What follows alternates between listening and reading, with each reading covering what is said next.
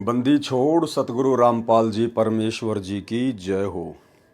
परमपिता परमात्मा सारी सृष्टि के रचनहार कुल मालिक असंख्य ब्रह्मांडों के स्वामी जगत गुरु तीनों लोकों में प्रवेश करके सबका भरण पोषण करने वाले राजाधिराज आत्माधार नाथों के नाथ देवों के देव महादेव सर्वेश्वर महेश्वर मृत्युंजय अजरो अमर आदि अनादि सनातनी प्रभु जगत पिता जगदीश्वर श्री श्री 1008 की उपाधि के वास्तविक अधिकारी अकाल मूरत सौद स्वरूपी राम वासुदेव सर्वगतम ब्रह्म परम पूज्य प्रथम पूज्य परम संत परम पुरुष परम धनी परम दयालु सत्य कबीर हक्का कबीर अल्लाह कबीर अल्लाह अकबर बाखबर अल्लाह ताला जगत के तारणहार जगत के मुक्तिदाता जगत के जगन्नाथ हारे के सहारे हिंदुओं के राम मुसलमानों के अल्लाह सिखों के वाहिगुरु ईसाइयों के मसीह दया के सागर दया निधि करुणा के सागर करुणा निधि स्वयंभू परिभू संकट मोचन कष्ट हरण मंगल कारण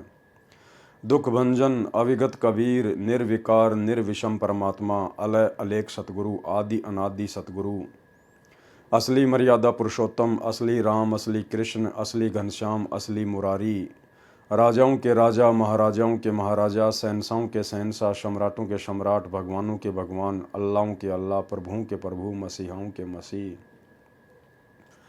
सच्चे वाहिगुरु बाबाओं के बाबा पीरों के पीर सेठों के सेठ जगत सेठ सावड़ सा सेठ सर्वगुण संपन्न अनंत कोटि कलाओं के स्वामी अनंत कोटि ब्रह्मांडों के नायक योगियों में महायोगी ध्यानियों में महाध्यानी सिद्धों में परम सिद्ध ज्ञानियों में तत्वज्ञानी ब्रह्म ज्ञानी महाज्ञानी परम ज्ञानी सर्वश्रेष्ठ ज्ञानी विज्ञानी युवा कबीर समरथ कबीर असमवात अमित ओजा सच्चे रहनुमा करीम अल्लाह सुबहान अल्लाह दुनिया के अंतिम पैगंबर 8 सितंबर 1951 से गांव धनाना जिला सोनीपत हरियाणा भारतवर्ष की पावन भूमि पे प्रकट रियल कल्कि भगवान श्री नारायण साकार हरि श्री बाबा साहेब स्वयंभू संत शिरोमणि सतगुरु रामपाल जी परमेश्वर जी के चरण कमल में साध संगति से जुड़े हुए देश विदेश से हम सभी सत्सेवक भाई बहनों का अनंत कोटि दंडवत प्रणाम।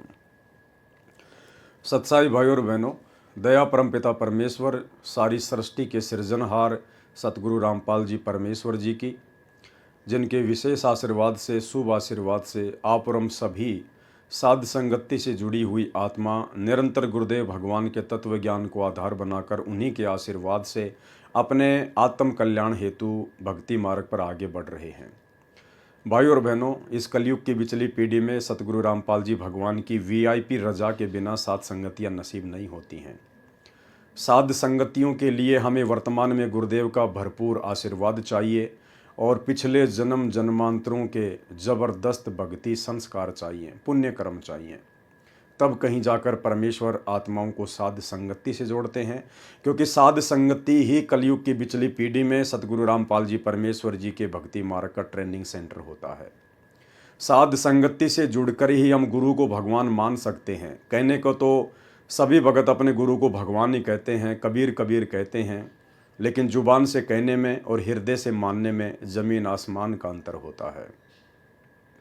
तो जिस प्रकार से साध संगति से जुड़कर सत्सेवक भाई बहनों ने आज ज्ञान को आधार बनाकर अपनी अंतरात्मा से अपने हृदय से अपने पूज्य गुरुदेव सतगुरु रामपाल जी परमेश्वर जी को कबीर परमात्मा के रूप में स्वीकार कर लिया है, उस आधार से उस हिसाब से 90% संगत जो सतलोक आश्रमों से जुड़ी हुई है वो अभी तक अपने गुरुदेव को कबीर परमात्मा के रूप में स्वीकार नहीं कर पाई है।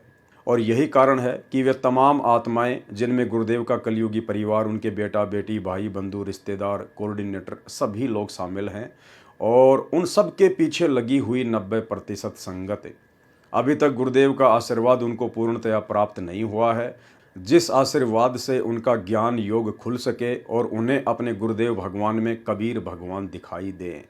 और जिस दिन आत्मा को अपने गुरुदेव में परमात्मा दिखाई देने लग जाएगा, उसी दिन से वो आत्मा बाकी अन्य नकली परमात्माओं को अपने दिलो दिमाग से, अपने गले के लॉकेट से, अपने घर के दरबार से और घर की दीवारों से बाहर निकाल देगी। नकली भगवान कौन से हैं? कबीर जी की समझे जाने वाली कागज़ की दाढ़ी मूछ वाली फ़ोटो, गरीबदास जी की काल्पनिक फ़ोटो, दादा गुरु जी की फ़ोटो, पंडित चिदानंद जी की फ़ोटो, ये सभी काल्पनिक फ़ोटोएं हैं, नकली फ़ोटोएं हैं। इन फ़ोटोओं का वर्तमान में हमारे आध्यात्मिक जीवन में कोई औचित्य नहीं है। हमें पूर्ण मोक्ष प्राप्ति के लिए जो सार वस्तु चाहिए थी, वो सार वस्तु हमें सतगुरु रामपाल जी परमेश्वर जी के रूप में सुलभ हो चुकी है। उनके अलावा हमने किसी में भी परमात्मा नहीं देखना है। अगर हम अपने गुरुदेव के अलावा किसी अन्य में परमात्मा देखेंगे तो हम भक्ति मार्ग पर कभी भी सफल नहीं हो पाएंगे। तो भाई और बहनों, यही तमाम गलतियां रही गुरुदेव के बेटा बेटी भाई बंधु रिश्तेदारों की, जो हमेशा उनके साथ में रहा करते थे। वो तमाम कोऑर्डिनेटर भाई बंधु जो हमेशा आश्रम में गुरुदेव के साथ में रहा करते थे, और परमेश्वर के इतना नज़दीक रहने के कारण वे परमेश्वर को समझ नहीं पाए। क्योंकि परमेश्वर कबीर जी जब सतगुरु रूप में धरती पर प्रकट होता है तो अपने आसपास अपने इर्द गिर्द रहने वाली आत्माओं के साथ में मित्रवत व्यवहार करता है, और ऐसा करने से वो आत्मा उन्हें एक सामान्य संत के रूप में ले लेती हैं, उन्हें हल्के में ले लेती हैं, जिस कारण से आदरणीय गरीबदास जी महाराज जी को वाणी लिखनी पड़ी हमें सावधान करने के लिए कि गुरु मानुष कर जानते वो नर कहिए अंध ओवें दुखी संसार में आ गए यम के फंदे। और सतगुरु रामपाल जी परमेश्वर जी को, जो कि स्वयं कबीर भगवान है, इनको मानुष मानने की प्रक्रिया सन 1994 से वर्तमान समय 2024 तक यानी 30 वर्ष हो चुके हैं। अभी तक उनको मानुष ही माना जा रहा है उनके आसपास रहने वाले भक्तों के द्वारा, आश्रम मैनेजमेंट के द्वारा, गुरुदेव के कलयुगी बेटा बेटी भाई बंधु रिश्तेदारों के द्वारा। और मानुष मानने के चलते उन लोगों ने वो तमाम गलतियां कर डाली अपने आध्यात्मिक जीवन में जिनकी माफ़ी उन्हें शायद ही मिले। तो भाई और बहनों, हमने उन्हीं तमाम गलतियों से शिक्षा लेकर भक्ति मार्ग पर आगे बढ़ना है। आज सृष्टि रचना के माध्यम से करोथा कांड के रहस्य को समझने की दिशा में हमारा ये तीसरे नंबर का वीडियो है, और ये वीडियो केवल इसीलिए बनाए जा रहे हैं, करोथा कांड का रहस्य नामक पुस्तक के ऊपर ये वीडियो इसीलिए बनाया जा रहा है ताकि हम अपने ही भगत भाई बहनों के द्वारा जो पूर्व में गुरु को मानुष मानकर गलतियां कर दी गई हैं, आज हम उन गलतियों से शिक्षा लें, सबक लें। आज हम इतिहास से शिक्षा लें और हम अपने आध्यात्मिक जीवन में सौपन में भी उन गलतियों को दोहराकर अपने गुरुदेव भगवान को नाराज ना करें। तो भाई और बहनों, साध संगति से परमेश्वर ने हम सभी को जोड़ा हुआ है, तो परमात्मा हमें उस कदर आध्यात्मिक मार्ग पर तैयार भी करेंगे जिस कदर तैयार होकर ही हम सतलोक के दर्शन कर सकते हैं। तो आज हमारा ये तीसरे नंबर का वीडियो है, और इस वीडियो में करोथा कांड का रहस्य नामक पुस्तक के ऊपर हम बातें कर रहे हैं। तो आगे करोथा कांड का रहस्य पुस्तक के लेखक भगत विजय दास जी ने क्या लिखा है। हम एक परमपिता परमात्मा के बच्चे हैं। देखो, ये बात तो बिल्कुल सही है कि हम सब एक परमपिता परमात्मा सतगुरु रामपाल जी भगवान के इस कबीर परमात्मा के बच्चे हैं। लेकिन सतलोक आश्रम मैनेजमेंट हरियाणा के मुख से ये बात अच्छी नहीं लगती है कि हम एक परमपिता परमेश्वर के बच्चे हैं। अगर ये लोग हमें एक परमपिता परमेश्वर के बच्चे मानते तो ये लोग साध संगतियों में आकर विघ्न नहीं डालते, बाधाएं उत्पन्न नहीं करते। उसी परमपिता परमेश्वर जी के बच्चों को जो साध संगति के माध्यम से गुरु महिमा करते हैं, गुरु को परमेश्वर मानकर उनको भोग लगाते हैं, पूरी रात उनके सत्संगों पर ज्ञान चर्चा करते हैं, भक्ति मार्ग पर दृढ़ होने की दिशा में प्रयास करते हैं, उन्हीं परमपिता परमेश्वर के बच्चों को आप लोग लठों से मारते हो, लातों से मारते हो। उन्हीं बच्चों के ऊपर आप मुकदमे करते हो, उनको जेल भिजवा देते हो। उन्हीं बच्चों को आप जी पुलिस का सहारा लेकर पुलिस से भी पिटवाते हो। तो आप लोगों के मुख से, सतलोक आश्रम मैनेजमेंट हरियाणा के मुख से ये बात अच्छी नहीं लगती कि हम सब एक परमपिता परमेश्वर जी के बच्चे हैं। हम सब एक परमपिता परमात्मा के बच्चे हैं। प्रत्येक आत्मा परमात्मा की खोज में लगी है। प्रभु महिमा का ज्ञान धर्म गुरुओं से सुना जाता है। प्रत्येक धर्म गुरुजन अपने अपने पवित्र सदग्रंथों को प्रमाण रूप में लेकर ज्ञान प्रचार करते हैं। पूर्व समय में मानव समाज शिक्षित नहीं था। केवल कुछ ही व्यक्ति संस्कृत भाषा को जानने वाले थे, जिन्हें पंडित अर्थात विद्वान कहा जाता था। पंडित जन नगर नगर गांव गांव जाकर धर्म का प्रचार करते थे तथा पवित्र वेदों तथा पवित्र पुस्तकों व पवित्र गीता जी को आधार बताकर सत्संग किया करते थे। उन विद्वानों ने जैसा भी सदग्रंथों को समझा उसी आधार से ज्ञान जनता को दिया। जिन सदग्रंथों का प्रमाण लेकर जनता को ज्ञान बांटा गया वे आज भी विद्यमान हैं।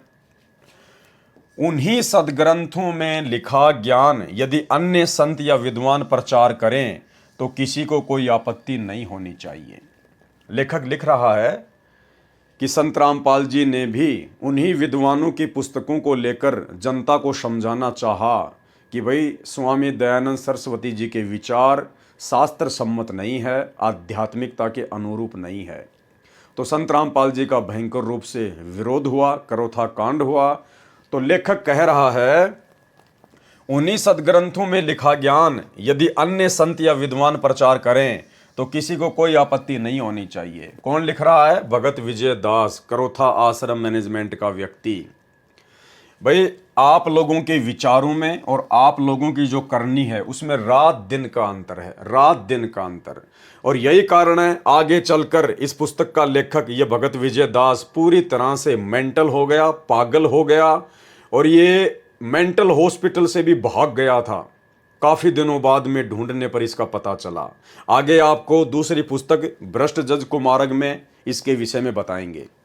तो इन लोगों के विचारों में और इनकी करनी में रात दिन का अंतर है। यहां तो ये व्यक्ति लिख रहा है कि उन्हीं सदग्रंथों में लिखा ज्ञान यदि अन्य संत या विद्वान प्रचार करें तो किसी को कोई आपत्ति नहीं होनी चाहिए। तो आप लोगों को साध संगतियों से आपत्ति क्यों हुई भाई? हम भी तो सतगुरु रामपाल जी परमेश्वर जी के सत्संगों को आधार बनाकर, उन्हीं के ज्ञान को आधार बनाकर अपने आप को भक्ति मार्ग पर दृढ़ करने के लिए साध संगतियां रखवाते हैं। तो आप लोगों को आपत्ति क्यों हो रही है? आप लोग क्यों जबरदस्ती असुरों की भांति साध संगतियों में आकर विघ्न पैदा करते हो? इसलिए भाई और बहनों, परमात्मा कहते हैं कि करनी तज कथनी कथ है, अज्ञानी दिन रात, कुत्ते ज्यों भौंकत फिरै, सुनी सुनाई बात है। हमने शिक्षा लेनी है इस पॉइंट से कि हम सत्सेवक भाई बहनों की इस भक्ति मार्ग में कथनी और करनी एक होनी चाहिए। जैसा व्यवहार हम अपने साथ में चाहते हैं वैसा ही व्यवहार हमने दूसरों के साथ भी करना चाहिए। जबकि ये आदत सतलोक आश्रम मैनेजमेंट हरियाणा में नहीं है, गुरुदेव के बेटा बेटी भाई बंधु रिश्तेदारों में नहीं है। वर्तमान में सब सदग्रंथों का हिंदी अनुवाद उपलब्ध है। यदि शंका हो तो उन सदग्रंथों से तुलना की जा सकती है। पूर्व पंडितों, महर्षियों व संतों द्वारा अपने अनुभव की लिखी पुस्तकों से पता चल जाता है कि उन्होंने सदग्रंथों अनुसार अपना अनुभव लिखा है या नहीं। वर्तमान में कोई संत विद्वान सदग्रंथों को बताकर ज्ञान प्रचार करता है तथा उसका ज्ञान पूर्व वाले महर्षियों व पंडितों तथा संतों के विचारों से भिन्न है तो सत्य या असत्य का निर्णय सदग्रंथ से ही करना चाहिए। भाई यही तो हम कर रहे थे। हम सत्सेवक भाई बहन साध संगतियों के माध्यम से यही तो कर रहे थे। तो लेखक भगत विजय दास क्या लिख रहा है? पूर्व पंडितों, महर्षियों व संतों द्वारा अपने अनुभव की लिखी पुस्तकों से पता चल जाता है कि उन्होंने सदग्रंथों अनुसार अपना अनुभव लिखा है या नहीं। वर्तमान में कोई संत विद्वान सदग्रंथों को बताकर ज्ञान प्रचार करता है तथा उसका ज्ञान पहले वाले महर्षियों व पंडितों तथा संतों के विचारों से भिन्न है तो सत्य या असत्य का निर्णय सदग्रंथों से ही करना चाहिए, न कि लड़ाई झगड़ा करके, ना कि लड़ाई झगड़ा करके। अरे तो हम सत्सेवकों ने यही तो किया था। हमने इस बेचारी नादान भोली भाली संगत को तुम सतलोक आश्रम मैनेजमेंट हरियाणा वालों के द्वारा सतगुरु रामपाल जी परमात्मा जी के सत्संगों के विरुद्ध जो घटिया कुकर्म किए गए हैं, हम केवल उन्हीं की तो जानकारी दे रहे थे कि भाई आज से पहले हमारे गुरुदेव भगवान तो हमें सत्संगों के माध्यम से क्या शिक्षा दे के गए हैं, क्या उपदेश देकर गए हैं। गुरुदेव ने तो हमें शिक्षा दी कि बेटा हमें राजनीति से दूर रहना चाहिए, भगत को अगर भक्ति करनी है तो राजनीति से दूर रहना चाहिए। और तुम लोगों ने सतलोक आश्रम मैनेजमेंट हरियाणा वालों ने उन्हीं सत्संगों के विरुद्ध भगत समाज से राजनीति करवा दी। 2019 में कांग्रेस को वोट डलवाए, समर्थन करवाया। 2024 में बीजेपी को वोट डलवाए, समर्थन करवाया। तो यही तो सारी बातें हम भगत समाज को बता रहे हैं, संगत को बता रहे हैं कि भाई आप स्वयं निर्णय करो कि सतलोक आश्रम मैनेजमेंट हरियाणा आपको भक्ति मार्ग में आगे बढ़ा रहा है या गुरुजी के सत्संगों के विरुद्ध कर्म करवाकर काल की गोद में बैठा रहा है। आप लोगों ने धनाना में स्टेडियम बना दिया 50 लाख रुपए का, जो परमात्मा के विधान के विपरीत है। आप लोग धनाना आश्रम में 3 एकड़ जमीन में हॉस्पिटल का काम शुरू कर दिए हैं, जो कि परमात्मा के विधान के खिलाफ है। आपने अपने आश्रम चलाने के लिए, धनाना गांव वालों को खुश करने के लिए गांव में एम्बुलेंस चला दी हैं फ्री में, बसें चला दी हैं फ्री में। आपने गांव वालों की रोडें ठीक करवाने के लिए भक्तों को मजदूर बना दिया। आपने हरियाणा के जाट आरक्षण में बिरानी आग में बेचारे भक्तों को बैठा दिया। भक्तों के ज्योति पाठ और दान का पैसा करोड़ों में आपने जाट आरक्षण वालों को चंदे के रूप में दिया। गैंगस्टरों की, गुंडों की सीबीआई जांच के समर्थन में आपने परमात्मा के सच्चे मुच्चे भक्तों को बैठा दिया। तो ये सारे कर्म सतगुरु रामपाल जी के सत्संगों के विरुद्ध हैं। और जब हमने ये देखा कि यहाँ तो काल का पूरी तरह से दाव लगा हुआ है, तो हमने साथ संगतियों के माध्यम से भाई बहनों को समझाना शुरू किया। हम तो शांति प्रिय तरीके से समझा रहे थे, वर्तमान में भी समझा रहे हैं और आगे भी समझाते रहेंगे। लेकिन आप लोगों ने कौन सा भगत का लक्षण दिखाया? आप लोगों ने तो केवल अपने स्वार्थ में अंधे होकर हमारे साथ में मारपीट की, गाली गलौज की, लड़ाई झगड़े किए, मुकदमेबाजियां की। तो भाई आप लिख क्या रहे हो और वर्तमान में स्वयं आप क्या कर रहे हो? तो आपकी तो करनी और कथने में अंतर है। तो दुनिया कहां से समझेगी आपकी बातों को? आपके शब्दों में वो सच्चाई नहीं है, आपके शब्दों में वचन नहीं है, क्योंकि आपका खुद का दोगला आचरण है। इसलिए दुनिया को जो आप उपदेश दे रहे हो ये पुस्तक लिख के, तो दुनिया आपकी बातों पर कैसे यकीन करेगी? आपके शब्दों का जो है असर ही नहीं होगा। वर्तमान में कोई संत विद्वान सदग्रंथों को बताकर ज्ञान प्रचार करता है तथा उसका ज्ञान पूर्व वाले महर्षियों व पंडितों तथा संतों के विचारों से भिन्न है, तो सत्य या असत्य का निर्णय सदग्रंथों से ही करना चाहिए, न कि लड़ाई झगड़ा करके। लड़ाई झगड़ा आदि उपद्रव वे लोग करते हैं या करवाते हैं, लड़ाई झगड़ा आदि उपद्रव वे लोग करते या करवाते हैं जिनको ये पता लग जाता है कि तुम्हारा ज्ञान शास्त्रों के विरुद्ध है। जिस प्रकार सतलोक आश्रम मैनेजमेंट हरियाणा को साध संगति के वीडियो देखकर ये पता चल चुका है कि तुमने जो जो काल प्रेरणा से संत रामपाल जी के सत्संगों के विरुद्ध कुकर्म किए हैं और भगत समाज से करवाए हैं, जो कि एविडेंस बन चुके हैं, वो प्रमाण बन चुके हैं, वे सारे के सारे सतगुरु रामपाल जी के सत्संगों के विरुद्ध हैं।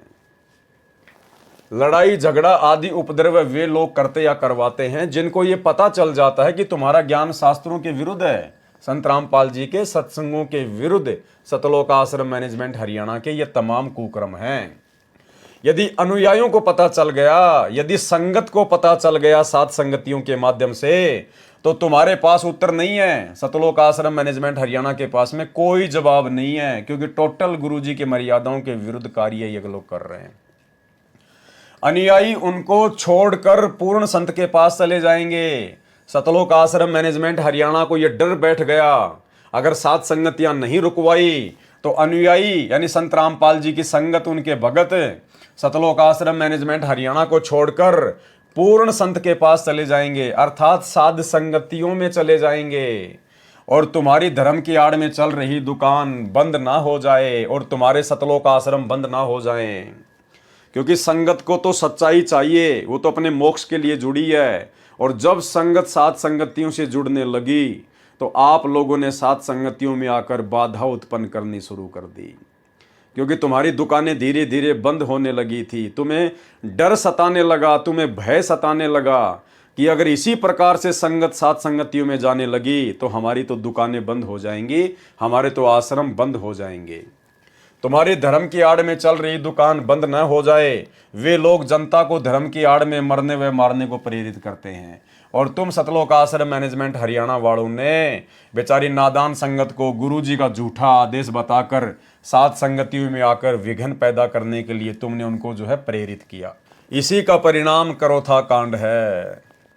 भाई ठीक है, तुम करोथा कांड की जानकारी दुनिया को दे रहे हो, बहुत अच्छी बात है, लेकिन तुम्हारा वर्तमान में आचरण क्या है? आज वर्तमान में सतलोक आश्रम मैनेजमेंट हरियाणा और जिन लोगों ने करोथा कांड करवाया आर्य समाजियों ने, उनमें कोई अंतर नहीं है, रत्ती भर भी अंतर नहीं है।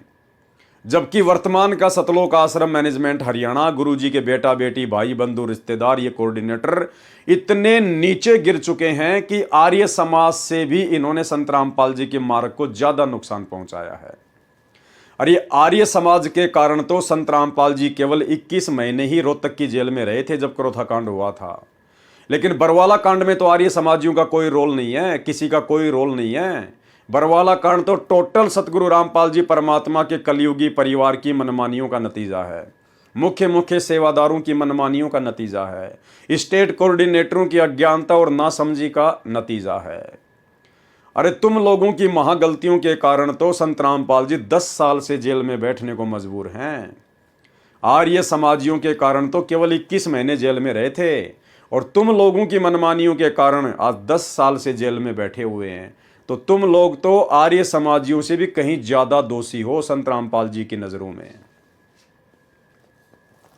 इसी का परिणाम क्रोथा कांड है। भाइयों और बहनों, क्रोथा कांड हो चुका है, उसका फैसला भी आ चुका है, सब कुछ हो चुका है। हमने इन चीज़ों से कोई लेना देना नहीं है। जो मोटी मोटी चीज़ें थी परमात्मा ने हमें सत्संगों में बता दी। हमारा मकसद ये वीडियो बनाने का कोई क्रोथा कांड की राम कहानी को पढ़ने का नहीं है। हमारा मकसद है क्रोथा कांड के माध्यम से शिक्षा लेने का कि किस प्रकार से सतगुरु के पास में रहने वाले भक्तों ने क्रोथा कांड करवाने के लिए उन विशेष परिस्थितियों को जन्म दिया, किस प्रकार से गुरुदेव के साथ में रहने वाले विशेष भक्तों ने, उनके परिवार के लोगों ने सतगुरु को मानुष मानकर काल प्रेरणा से गलतियां की। हमने वो गलतियां दोहराने से बचना है। हम इसलिए वीडियो बना रहे हैं। बाकी हमें क्रोथा कांड की राम कहानी से कोई मतलब नहीं है। जितना मतलब था उतना पूज्य गुरुदेव ने हमें सत्संगों में बता दिया, जिसको हम समझ चुके हैं। इतना रक्तपात तो शायद विश्व युद्ध में नहीं हुआ होगा जितना स्वार्थी संतों, ऋषियों, गुरुओं, आचार्यों, काजी व मुल्लाओं ने धर्म की आड़ में करा दिया। संत रामपाल जी महाराज जी ने उन्हीं पवित्र सदग्रंथों को आधार मानकर अन्य संतों, पंथों व समाजों व महर्षियों के ज्ञान की तुलना की। संत रामपाल जी महाराज जी ने सर्वप्रथम कबीर परमेश्वर काशी में जुलाई की भूमिका करने आए थे, उनके ज्ञान की पवित्र सदग्रंथों की तुलना की, सर्व सदग्रंथों के अनुसार सत्य पाया।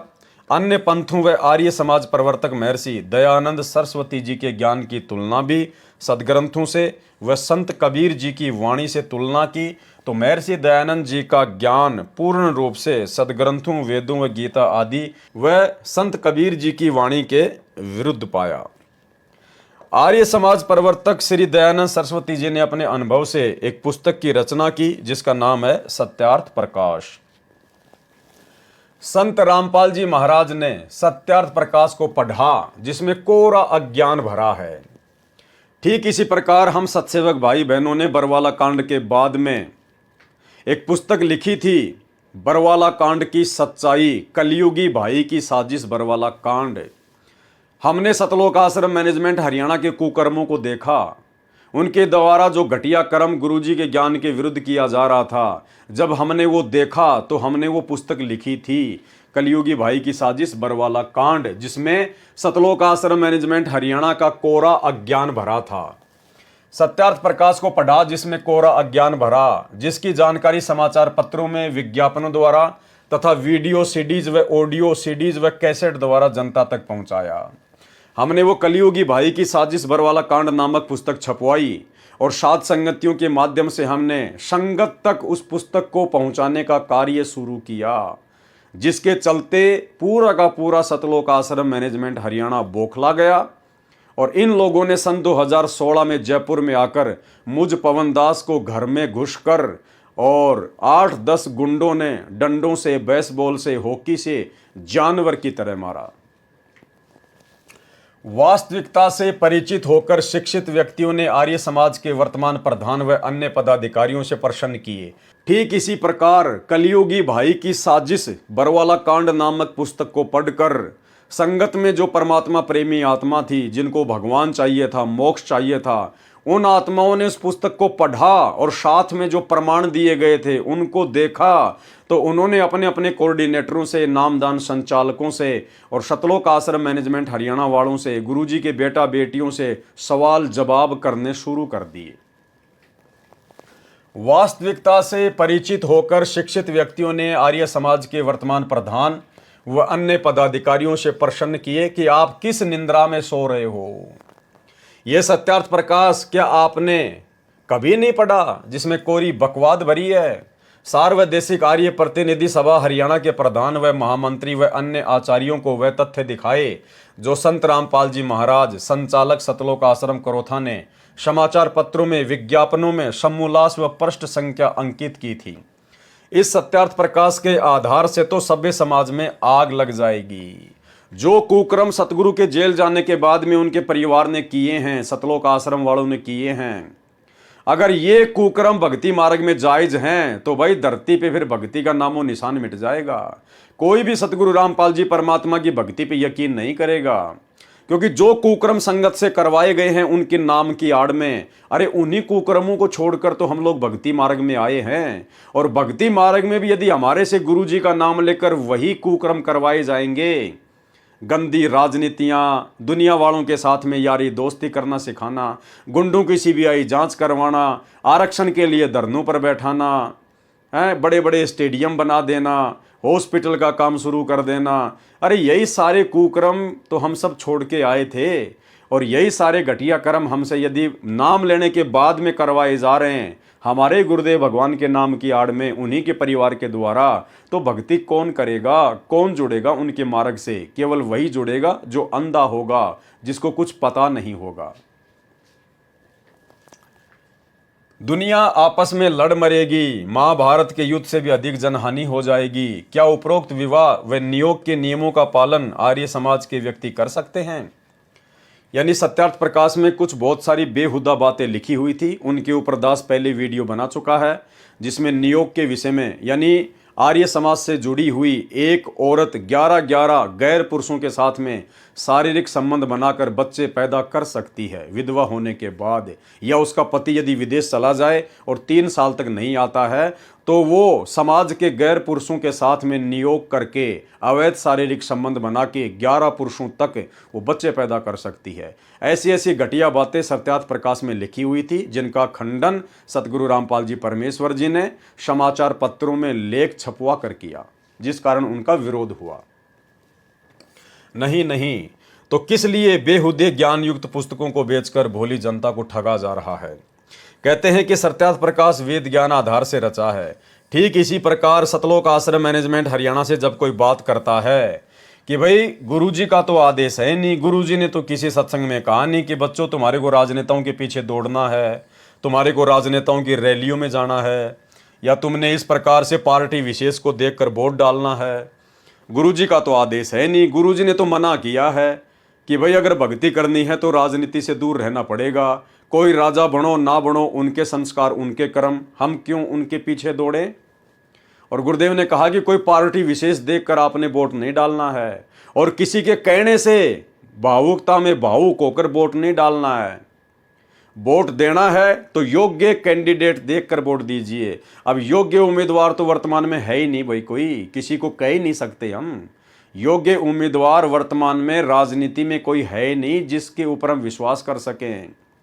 तो गुरुदेव ने कहा कि अगर वोट देना है तो योग्य उम्मीदवार को देखकर दीजिए, अन्यथा उसके द्वारा किए गए कुकर्मों का उसी रेशियो में आपको भी पाप लगेगा। तो हम क्यों ऐसी आफत मोल लें? जब वर्तमान में राजनीति में कोई योग्य उम्मीदवार है नहीं तो उनको वोट डालकर फिर जीतने के बाद वो जितने भी दारू के ठेके खुलवाएगा, नशे की दुकानें खुलवाएगा, उल्टे कुकर्म करेगा, लोग मरवाएगा, तो हम क्यों पाप के भागी बने उसको जिता कर? तो सतगुरु रामपाल जी परमात्मा ने तो अपने सत्संग में बिल्कुल मना कर रखा स्पष्ट तौर पर। ये छोटा सा सत्संग 2 मिनट का सुन लीजिए एक बार, अगर समझ में आ जाए तो। कहते हैं जैतन राजपाट भी चाहिए हमरा धर ले ध्यान। वैसे तो हमने राजपाट की आवश्यकता नहीं, सबसे बड़ा हानि का सौदा है जो राजनीति में जाते हैं वो अपना जीवन नाश करते हैं। भक्त को राजनीति के आसपास भी नहीं जाना चाहिए। वोट देना हो नेक आदमी देखकर वोट देना, किसी ऐसे भाव में भावुक होकर किसी के कहने से और या कोई पार्टी विशेष देखकर आप अपना वोट देकर पाप के भागी मत बनना।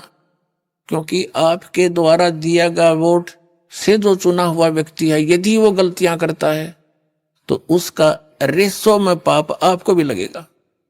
तो ये ध्यान रखना है, अपने वोट का सदुपयोग करना है, करो कितना, क्योंकि राजा तो एक चुनना ही पड़ेगा व्यवस्था बनाए रखने के लिए, इतनी सी बात।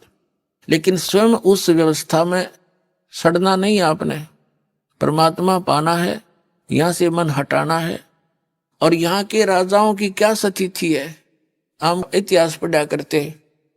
मोहम्मद गौरी ने इतनी बार चढ़ाई करी, 16 बार चढ़ाई करी, फिर विजयी हुआ, विजयी होकर के कला तोड़ दिया, इतने तो मानस आदमी मरवा दिए, और 5-7 वर्ष से राज्य करा, फिर मृत्यु को प्राप्त हो गया, गधा बना अंडा। वही क्या था मोहम्मद गौरी। तो हम इन बकवादों को याद करके उन इतिहासों को अब दोहराएंगे। अब कोई राजा है, मंत्री है, मुख्यमंत्री है, 10-5 वर्ष मुख्यमंत्री रह भी गया तो के कला टूट गया, कल न कुत्ता बनकर सैर सपट्टे यही करता फिरेगा। तो हमने इस बीमारी को याद रखना है, या लगन नहीं देनी अपने, यो रोग से दीर्घ।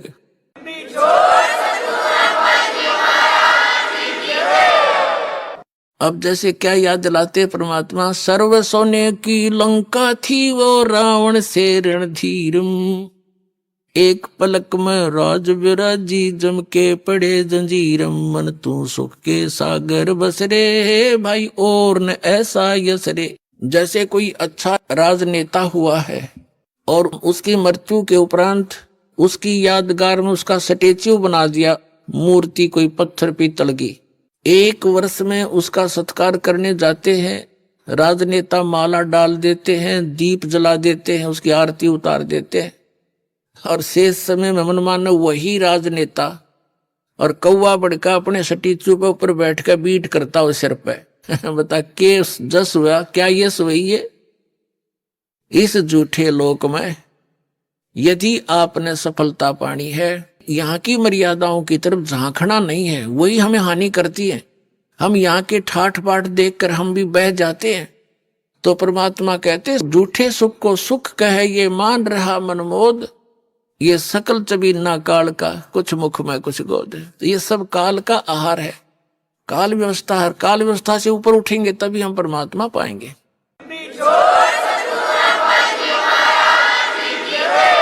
तो भाई और बहनों, आपने सुन लिया।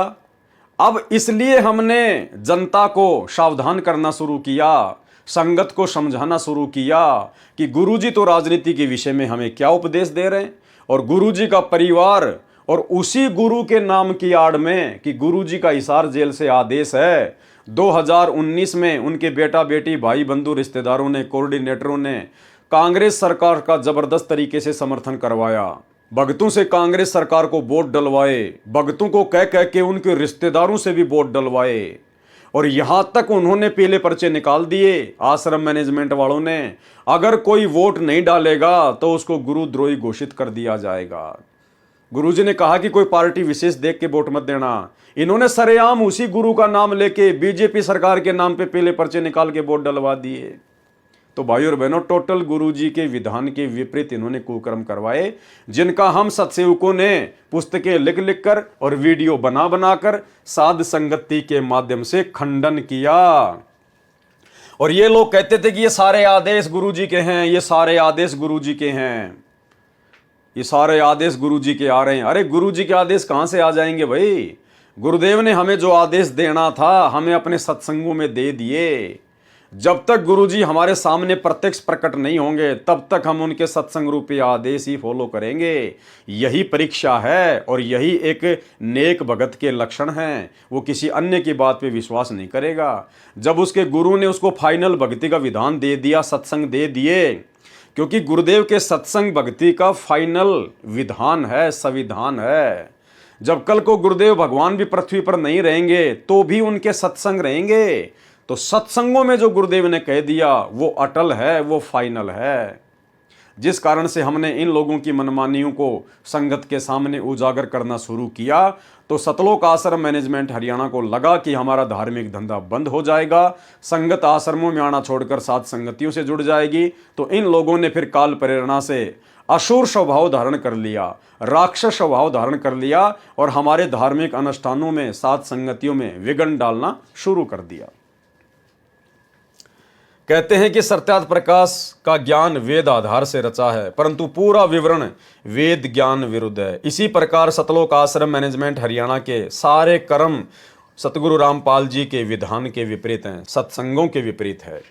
प्रिय पाठकगण, आगे पढ़े इसी पुस्तक में आश्चर्यजनक त्रुटियां जो सत्यार्थ प्रकाश में विद्यमान है। ऐसी सच्चाई का आर्य समाज के मुखियाओं के पास उत्तर नहीं था।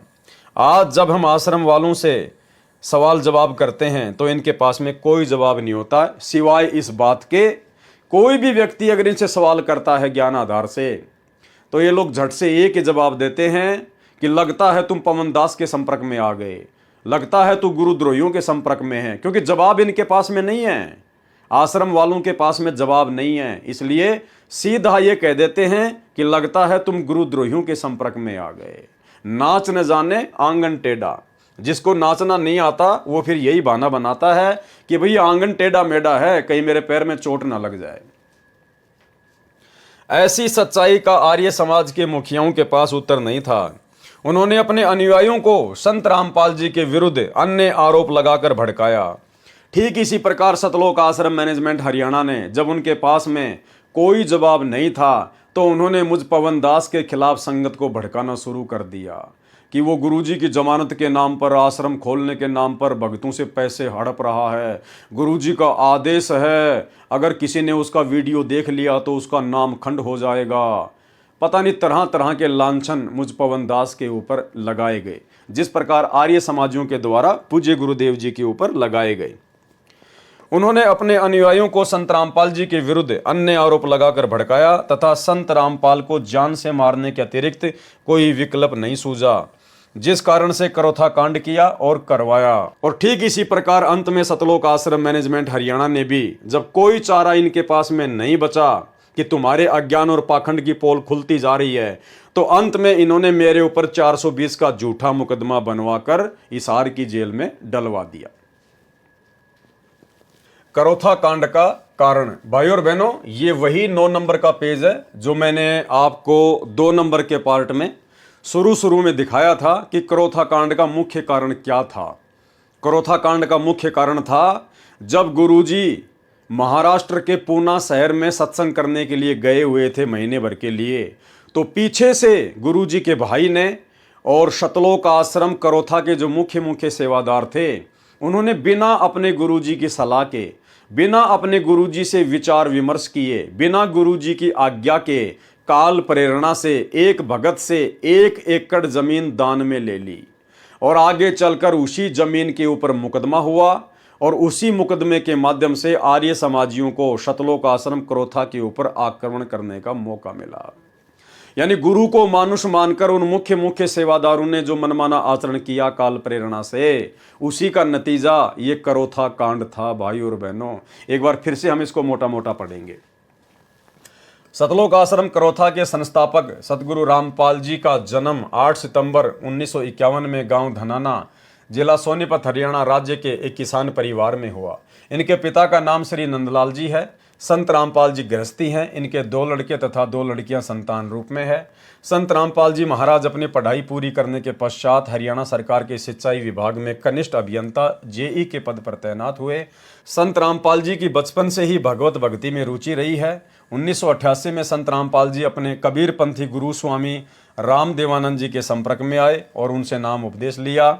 स्वामी रामदेवानंद जी ने संत रामपाल जी को कबीर साहिब के मार्ग का पूर्ण ज्ञान करवाकर उनको आगे नाम उपदेश देने का आदेश दिया, जबकि ऐसा कुछ भी नहीं है। भाई और बहनों, स्वामी रामदेवानंद जी के पास में वो भक्ति मार्ग का पूर्ण ज्ञान नहीं था जो ज्ञान सतगुरु रामपाल जी परमात्मा के पास में हो सकता है, क्योंकि सतगुरु रामपाल जी स्वयं कबीर परमात्मा है। उनसे बढ़कर सृष्टि में किसी को भी पूर्ण ज्ञान नहीं है, कोई भी परम ज्ञानी नहीं है, पूर्ण संत नहीं है।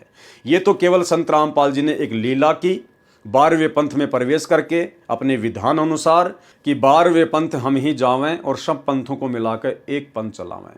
तो 17 फरवरी 1988 को सतगुरु रामपाल जी परमेश्वर जी ने ठीक उसी प्रकार लीला की जैसी लीला उन्होंने 650 साल पहले बनारस के काशी में पंडित रामानंद जी को अपना मुंह बोला गुरु बना के की।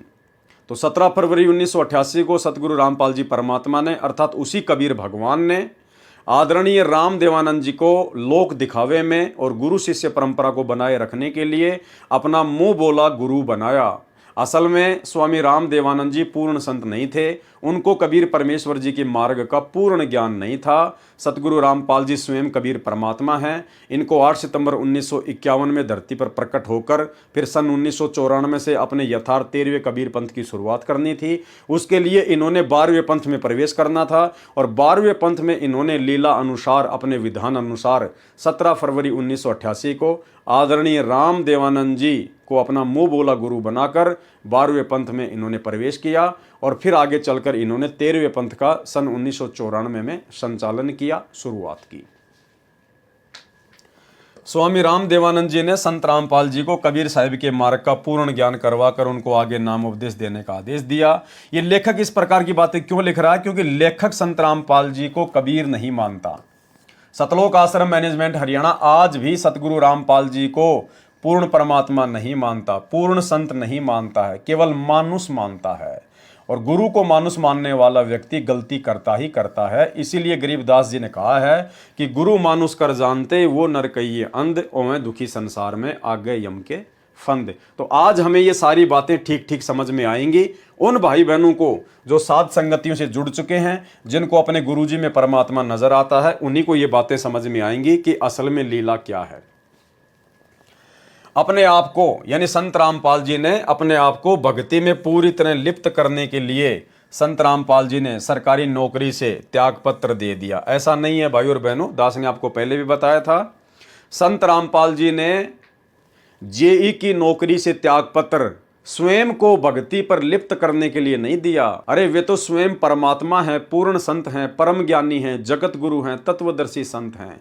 वो तो केवल भक्ति करने की एक्टिंग कर रहे हैं, लीला कर रहे हैं। असल में उन्होंने जेई की नौकरी से त्याग पत्र हम दो कोटि के जीवों को, हम आत्माओं को अपना ज्ञान देकर भक्ति में लिप्त करने के लिए त्याग पत्र दिया था, ना कि स्वयं भक्ति करने के लिए उन्होंने कोई त्याग पत्र दिया था। अपने आप को भक्ति में पूरी तरह लिप्त करने के लिए संत रामपाल जी ने सरकारी नौकरी से त्यागपत्र दे दिया। यदि संत रामपाल जी ने केवल भक्ति ही करनी थी, अपने आप को भक्ति में लिप्त करना था, तो फिर उनको गुरु नहीं बनना चाहिए था लेखक के अनुसार। क्योंकि उन्होंने तो नौकरी से त्यागपत्र इसलिए दिया था कि मैं भक्ति ज्यादा से ज्यादा कर सकूं, अपने आप को भक्ति में लिप्त कर सकूं। तो भाई जिस आदमी की ये सोच है कि मैं अपने आप को भक्ति में लिप्त कर सकूं, तो फिर गुरु बनकर वो अपना समय क्यों बर्बाद करेगा? वो दुनिया को उपदेश देकर अपना समय क्यों बर्बाद करेगा? वो तो स्वयं भक्ति करेगा ज्यादा से ज्यादा। तो यहां पर लेखक की सोच गुरु को मानुष मानने के कारण वैसी ही है। अपने आप को भक्ति में पूरी तरह लिप्त करने के लिए संत रामपाल जी ने सरकारी नौकरी से त्यागपत्र दे दिया, जो हरियाणा सरकार द्वारा स्वीकृत है, और घर को भी पूर्ण परमात्मा के प्रचार प्रसार के लिए छोड़ दिया। संत रामपाल जी ने अपने परिवार को सन 1995 में ही छोड़ दिया था, जिस परिवार के पीछे आज वर्तमान में लाखों की संगत अंधी होकर चल रही है और अपनी मर्यादा तोड़ रही है।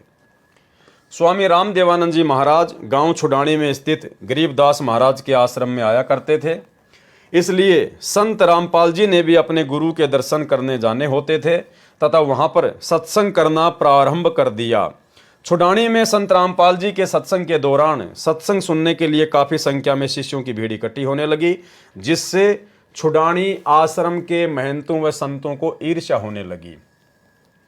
क्रोथा कांड की जड़ क्या है भाई और बहनों, आपको मैंने कल की वीडियो में भी बताई थी, आपको फिर से बताना थोड़ा जरूरी है ताकि जो नए भगत भाई बहन जुड़ते हैं उनको भी जानकारी हो। तो संत रामपाल जी अपने गुरुजी के दर्शनों के लिए, अपने मुंह बोले गुरुदेव आदरणीय राम देवानंद जी के दर्शनों के लिए छुडानी आश्रम में जाया करते थे, और वहीं पर संत रामपाल जी अन्य लोगों को भी समझाया करते थे, ज्ञान उनको बताया करते थे। धीरे धीरे भीड़ ज़्यादा इकट्ठी होने लगी, क्योंकि संत रामपाल जी का ज्ञान वास्तविक ज्ञान था और संत रामपाल जी पूर्ण संत हैं, पूर्ण परमात्मा हैं। इसलिए उनके द्वारा जब ज्ञान सुनाया जाता था तो उनके वचन में शक्ति है, जिससे आत्माएं प्रभावित होती हैं, आकर्षित होती हैं। तो श्रद्धालुओं की भीड़ बढ़ने लगी। जिसके चलते छुडानी आश्रम के महंतों को चिंता होने लगी और वे संत रामपाल जी से राग द्वेष ईर्ष्या करने लगे।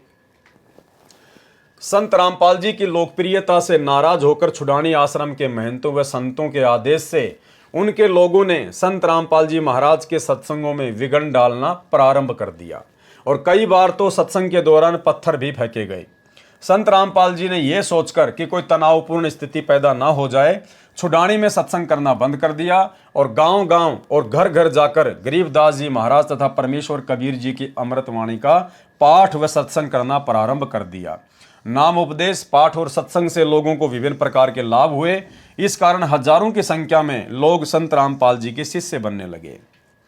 यानी छुडानी छोड़ने के बाद भी संत रामपाल जी ने अलग से कोई आश्रम खोलने की नहीं सोची।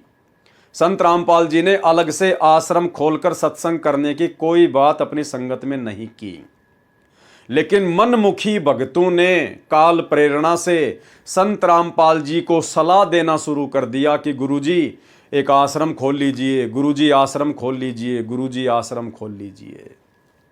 अगर आश्रम खोलने की आवश्यकता होती तो क्या संत रामपाल जी कोई बालक हैं क्या? कोई सामान्य साधु संत महात्मा है क्या? क्या वे स्वयं नहीं खोल सकते थे?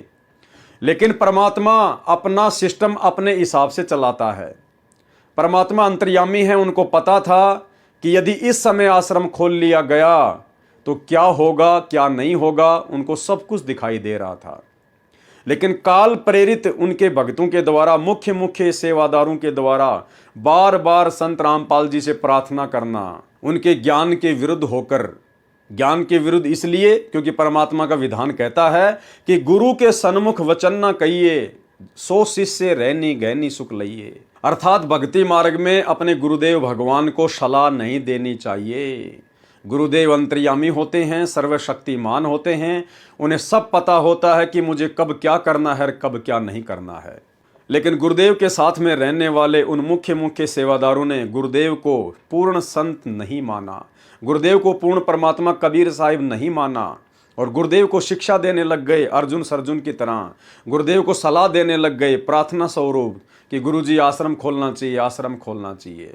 अरे अगर आश्रम की जरूरत होती तो क्या संत रामपाल जी आप लोगों को आदेश नहीं दे देते? क्या संत रामपाल जी आप लोगों को नहीं बताते अगर आश्रम की आवश्यकता होती तो? लेकिन संत रामपाल जी अपने हिसाब से अपना कार्य करना चाहते थे, लेकिन बीच में काल प्रेरित जीवों ने टांग अड़ाना शुरू कर दिया और भाई और बहनों उसी का नतीजा आगे चलकर ये करोथा कांड हुआ। देखिए सन 1999 में शिष्यों ने यानी भक्तों ने सतगुरु संत रामपाल जी से प्रार्थना की कि वह एक अपना अलग से आश्रम बनाए। जो मुख्य मुख्य सेवादार थे गुरुदेव के साथ में, उनका भाई ये बसंत सैनी जैसे, ये पुरुषोत्तम सैनी जैसे, इन लोगों ने गुरुदेव को सलाह देनी शुरू कर दी कि गुरुजी एक अलग से आश्रम बनाया जाए, एक अलग से आश्रम खोला जाए। सन 1999 में शिष्यों ने सतगुरु संत रामपाल जी से प्रार्थना की कि वह एक अपना अलग से आश्रम बनाए ताकि भक्तों को दर्शन और भक्ति के लिए एक सार्वजनिक स्थल उपलब्ध हो सके। भाई भक्तों को दर्शन क्या पहले नहीं मिल रहा था?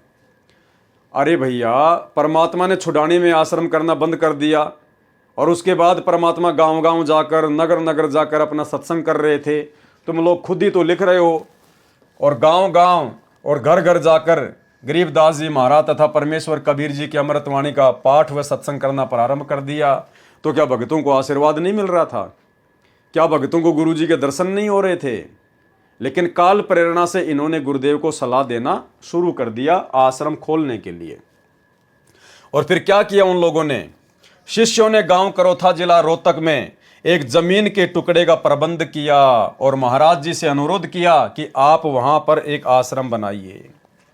खुद ही मनमुखी रूप से, खुद ही विचार विमर्श करके, सलाह करके, मनमुखी होकर उन मुख्य मुख्य सेवादारों ने, सतलोक आश्रम के मैनेजमेंट ने गांव करोथा में, जहां पर करोथा आश्रम बना हुआ है, उस जमीन का प्रबंध किया और फिर गुरुदेव से कहा कि अब आप वहां पर आश्रम खोलिए।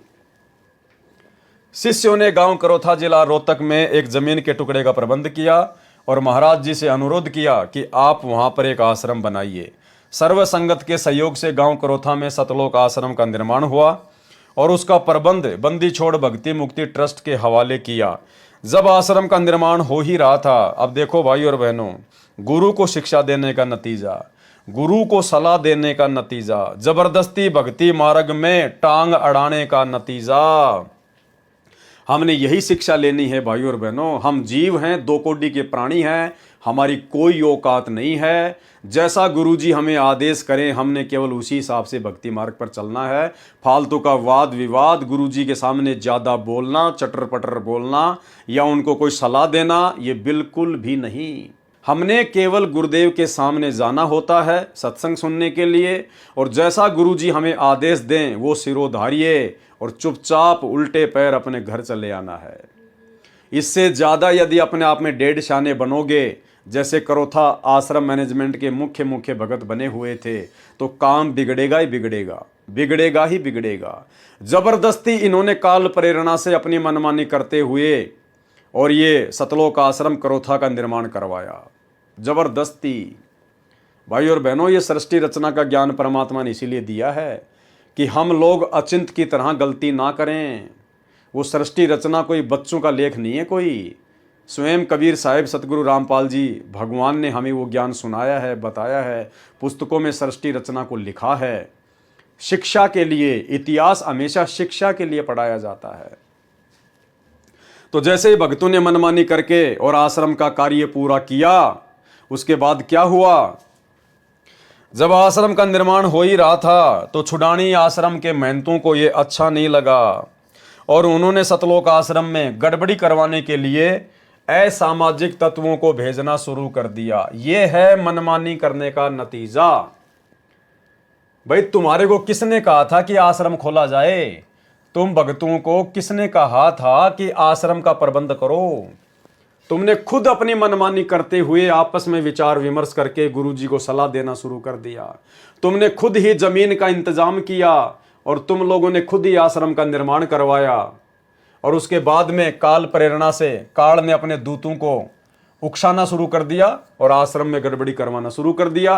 यानी वहीं से संत रामपाल जी के सिर में दर्द होना शुरू हो गया, अपने ही मुख्य भक्तों की नादानियों के कारण, नासमझियों के कारण, गुरु को मानुष मानने के चलते। तो छुडानी आश्रम के महंतों ने असामाजिक तत्वों को भेजना शुरू कर दिया ताकि उनको परेशान किया जा सके। उन्होंने पैसा मांगना और दूसरे गैर वाजिब मांगे करनी शुरू कर दी, जिन बातों से संत रामपाल जी को काफी परेशानियों का सामना करना पड़ा। क्यों करना पड़ा? उन भक्तों की नादानी के कारण। अगर वो गुरुजी को सलाह ना देते, जबरदस्ती करोथा आश्रम ना खुलवाते, क्योंकि परमात्मा तो अपने हिसाब से गांव-गांव जाकर सत्संग कर ही रहे थे, अपना काम कर ही रहे थे। अगर उन्होंने आश्रम खोलने की आवश्यकता होती तो वो तो 50 आश्रम खोल देते भाई। लेकिन भाई और बहनों, गुरु को मानुष मानने के चलते ये गलतियां होती है। देखो, आज आपको तीसरी बार फिर से वो छोटा सा वीडियो दिखाएंगे जिसमें गुरुदेव ने कहा कि आप अपने गुरुजी के साथ में भी रह रहे हैं, और यदि आप गुरुजी को अपने जैसा ही मानुष मानोगे, एक व्यक्ति मानोगे, एक साधारण संत मानोगे, तो कभी न कभी आपके मन में दोष आएगा, और दोष आएगा तो काल प्रेरणा से गलती होगी। सुनिए, परमात्मा बताते हैं, गुरु मानुष कर जानते ते नर कहिए अंधे, ओवे दुखी संसार में आगे यम के फंदे।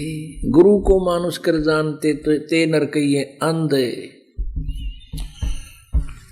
और फिर होवे दुखी संसार में, फिर काल के फंद। पुणात्माओं, हमने गुरुजी को परमात्मा मानना पड़ेगा। परमात्मा मानने से हमारी यह प्रॉब्लम सोल्व होएगी, नहीं तो नहीं हो सकती। हम अपने ही जैसा गुरु को मानने, एक मानुष रूप मान करके हम यदि उसके साथ रहेंगे तो कभी ना कभी दोष आपके मन में आवेगा।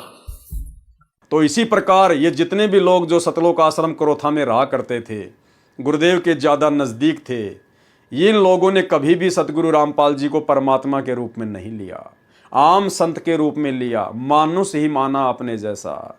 और अंत में गुरुदेव का तो विधान है कि गुरुजी के साथ में भी रहोगे तो भैया कभी न कभी काल गलती करवाएगा, यदि उनको मानुस मानोगे तो, और गलतियां काल ने करवा दी।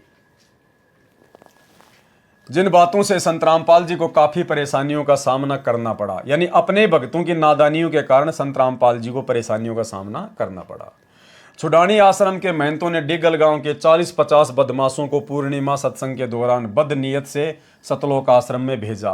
अरे अगर आश्रम खुलता ही नहीं, तुम अगर जबरदस्ती आश्रम के लिए परमात्मा को सलाह ना देते, तो कहां से डिगल गांव के 40-50 बदमाश पूर्णिमा के सत्संग में सतलोक आश्रम में आते? अरे ना होता बांस और ना बजती बांसुरी, लेकिन तुम लोगों ने जबरदस्ती अपनी मनमानी करके खुद तो परेशान हुए हुए, साथ में सतगुरुदेव भगवान के मिशन को भी तुमने नुकसान पहुंचाया। छुडानी आश्रम के महंतों ने डिगल गांव के 40-50 बदमाशों को पूर्णिमा सत्संग के दौरान बदनीयत से सतलोक आश्रम में भेजा। सन 2001 में बदमाशों ने कच्छे पहनकर और शरीर पर तेल लगाकर आश्रम पर आक्रमण किया। तो फिर तुम क्या कर रहे थे? तुम कौन से भगत थे? तुम्हारे मेरे उन बदमाशों में क्या अंतर था भाई? वो बेचारे अज्ञानता के कारण बदमाशी कर रहे थे, और तुम्हें ज्ञान होने के बावजूद भी तुमने जबरदस्ती गुरुजी के साथ में बदमाशी की। गुरुजी को सलाह देना भक्ति मार्ग में गुरुजी के साथ में मजाक करना है, बदमाशी करना है। तो उन गुंडों में और तुम्हारे में, सतलोक आश्रम करोथा मैनेजमेंट वालों में क्या अंतर था भाई? किसने इनको इनवाइट किया? तुम लोगों की महागलती ने, गुरुजी को सलाह देने के कारण। आश्रम होता ही नहीं तो वो लोग कच्छे पहनकर और शरीर पर तेल लगाकर क्यों आते आश्रम में बदनीयत से? तो भाई और बहनों, हमने ध्यान रखना है। हम अपना इतना अनमोल समय जो इस पुस्तक के ऊपर वीडियो बनाने में जाया कर रहे हैं, हमने शिक्षा लेनी है, शिक्षा, वरना कोई फायदा नहीं होगा इस पुस्तक को पढ़ने का। अगर भक्ति मार्ग पर सफल होना है, इसी मनुष्य जन्म में सतलोक प्राप्ति करनी है, गुरु को खुश करना है, गुरु की नज़रों में पाक साफ रहना है, गुरु के चरणों में जगह बनानी है, तो भाई हमने अपने ही गुरु भाई बहनों की तरह, जो कि गुरु जी के साथ में रहा करते थे, मुख्य सेवादार थे, हमने उनकी तरह गुरु को मानुष मानकर जरा सी भी गलती वर्तमान में नहीं कर देनी है। बदमाशों ने कच्छे पहनकर और शरीर पर तेल लगाकर आश्रम पर आक्रमण किया। सतलोक आश्रम के भक्तों ने 5-6 बदमाशों को पकड़ा और उनके खिलाफ थाना सदर रोहतक में केस दर्ज करवाया। पुलिस महकमे ने सुरक्षा का खतरा देखते हुए संत रामपाल जी और आश्रम की सुरक्षा के लिए 2 गनमैन तैनात किए। संत रामपाल जी ने उसके पश्चात कबीर साहिब के ज्ञान का प्रचार प्रसार जोर शोर के साथ करना प्रारंभ कर दिया, और उनके द्वारा विभिन्न पाखंडी पंथों और तथा कथित सामाजिक संगठनों की कमियों का भंडाफोड़ हुआ। इससे तथा कथित संतों और महंतों के द्वारा दिए गए ज्ञान के खोखलापन का भी लोगों को ज्ञान हुआ, तथा सतलोक आश्रम करोथा में पहुंचकर उपदेश ग्रहण करके शिष्य बनने लगे। कबीर परमेश्वर जी की वाणी तथा शास्त्रों में प्रमाणित तथ्यों से अन्य संतों के विचारों की तुलना संत रामपाल जी महाराज द्वारा की गई। उन तथा कथित संतों, महंतों व महर्षियों के विचार सदग्रंथों के विपरीत थे, जिन्हें प्रत्यक्ष देखकर शिक्षित भगत समाज उन नकली ज्ञान बताने वाले पंथों, संतों व महर्षियों के समूह से निकलकर संत रामपाल जी महाराज से उपदेश ग्रहण करने के लिए आने लगे। कुछ ही वर्षों में संत रामपाल जी महाराज के अनुयायियों में अद्वितीय वृद्धि हुई, जिसकी वजह से ये सभी तथा कथित संत, महंत, सामाजिक संगठन इत्यादि संत रामपाल जी की जान के दुश्मन बन गए। लेकिन इसके साथ साथ संत रामपाल जी के शिष्यों की संख्या दिन प्रतिदिन बढ़ती गई, और उनके तत्व ज्ञान को समझकर उनके शिष्यों की संख्या लाखों में पहुंच गई। संत रामपाल जी ने सन 2003 में आस्था तथा साधना चैनलों के माध्यम से सत्य ज्ञान देना शुरू किया और पाखंडी संत महात्माओं द्वारा दिए गए ज्ञान का पर्दाफाश किया, क्योंकि संत रामपाल जी के उपदेशों का मुख्य आधार कबीर वाणी, गरीबदास वाणी, दादू साहिब वाणी और गुरु नानक वाणी तथा वेद और श्रीमद् भगवत गीता और पुराण हैं, जिससे सभी प्रकार के पाखंडों और भ्रमित करने वाले ज्ञान की त्रुटियां उजागर होती हैं। संत रामपाल जी ने अपनी पुस्तक गहरी नज़र गीता में यथार्थ रूप से गीता ज्ञान का टीकाकरण किया। इसी प्रकार संत रामपाल जी ने परमेश्वर का सार संदेश नामक पुस्तक में कबीर वाणी और शास्त्रों के आधार पर सद्ज्ञान दिया। आस्था चैनल पर दिए गए उपदेश संत रामपाल जी ने परिभाषा प्रभु की के शीर्षक से एक पुस्तक भी समाज के सामने रखी। इस तत्व ज्ञान के उजागर करने से संत रामपाल जी के दुश्मन और बढ़ गए। और उनको धमकियों भरे पत्र और टेलीफोन आने लगे, जिसके बारे में पुलिस को भी सूचना भेजी गई और उच्च न्यायालय व सर्वोच्च न्यायालय के जरिए भी सुरक्षा बढ़ाने की मांग की गई। ये होता है गुरु को मानुष मानना। जब संत रामपाल जी ने अपने सत्संगों में नकली साधु संत महात्माओं की कमियों को उजागर किया, उनके अज्ञान का पर्दाफाश करना शुरू किया, तो लेखक के अनुसार संत रामपाल जी के पास में धमकी भरे फोन कॉल्स आने लगे और लेटर आने लगे। उसके बाद में माननीय उच्च न्यायालय से यानी हाई कोर्ट से संत रामपाल जी को सुरक्षा देने के लिए गुहार लगाई गई। ये होता है गुरु को मानुष मानना। अरे सृष्टि की सर्वशक्तिमान शक्ति तुम्हारा गुरु अगर एक फूंक मार दे तो 21 ब्रह्मांड ना जाने कहां जाके उड़े, कहां जाके गिरे।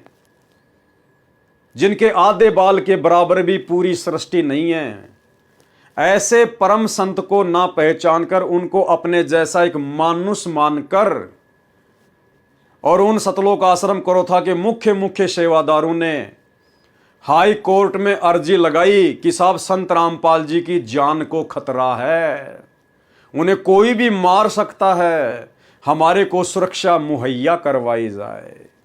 ये होता है भाई और बहनों गुरु को मानुष मानना। क्या वर्तमान में आप जी ये हरकत कर सकते हो? अरे ये सोचने से पहले हमारे प्राण निकल सकते हैं, लेकिन हम ये हरकत नहीं कर सकते। हमें इस परम शक्ति की पहचान हो गई है कि ये तो सर्व सृष्टि का तीनों लोकों में प्रवेश करके भरण पोषण करता है। ये तो सबका ध्यान रखने वाला परमात्मा है, सबको कर्म आधार से सुरक्षा मुहैया कराने वाला परमात्मा है। राष्ट्रपति और प्रधानमंत्री तक की सुरक्षा यही कबीर परमात्मा सतगुरु रामपाल जी उनके कर्म आधार से करते हैं। और ऐसी परम शक्ति के लिए उनको मानुष मानकर उनके साथ में रहने वाले उनके भगत उनकी जान को खतरा देखते हुए और हाई कोर्ट से सुरक्षा की मांग कर रहे हैं कि हमारे गुरु जी को कोई मार ना दे। भाई और बहनों, ये होता है गुरु को मानुष मानना। इसलिए आप और हमारे ऊपर एक बहुत बड़ी मेहर की है गुरुदेव ने कि परमात्मा ने हमें साध संगति से जोड़कर हमारी बुद्धि खोल दी। आज हमें इस परम सत्ता, इस परम शक्ति की पहचान हो पाई इन्हीं के आशीर्वाद से। आप और हमारा बहुत बड़ा सौभाग्य भाई और बहनों।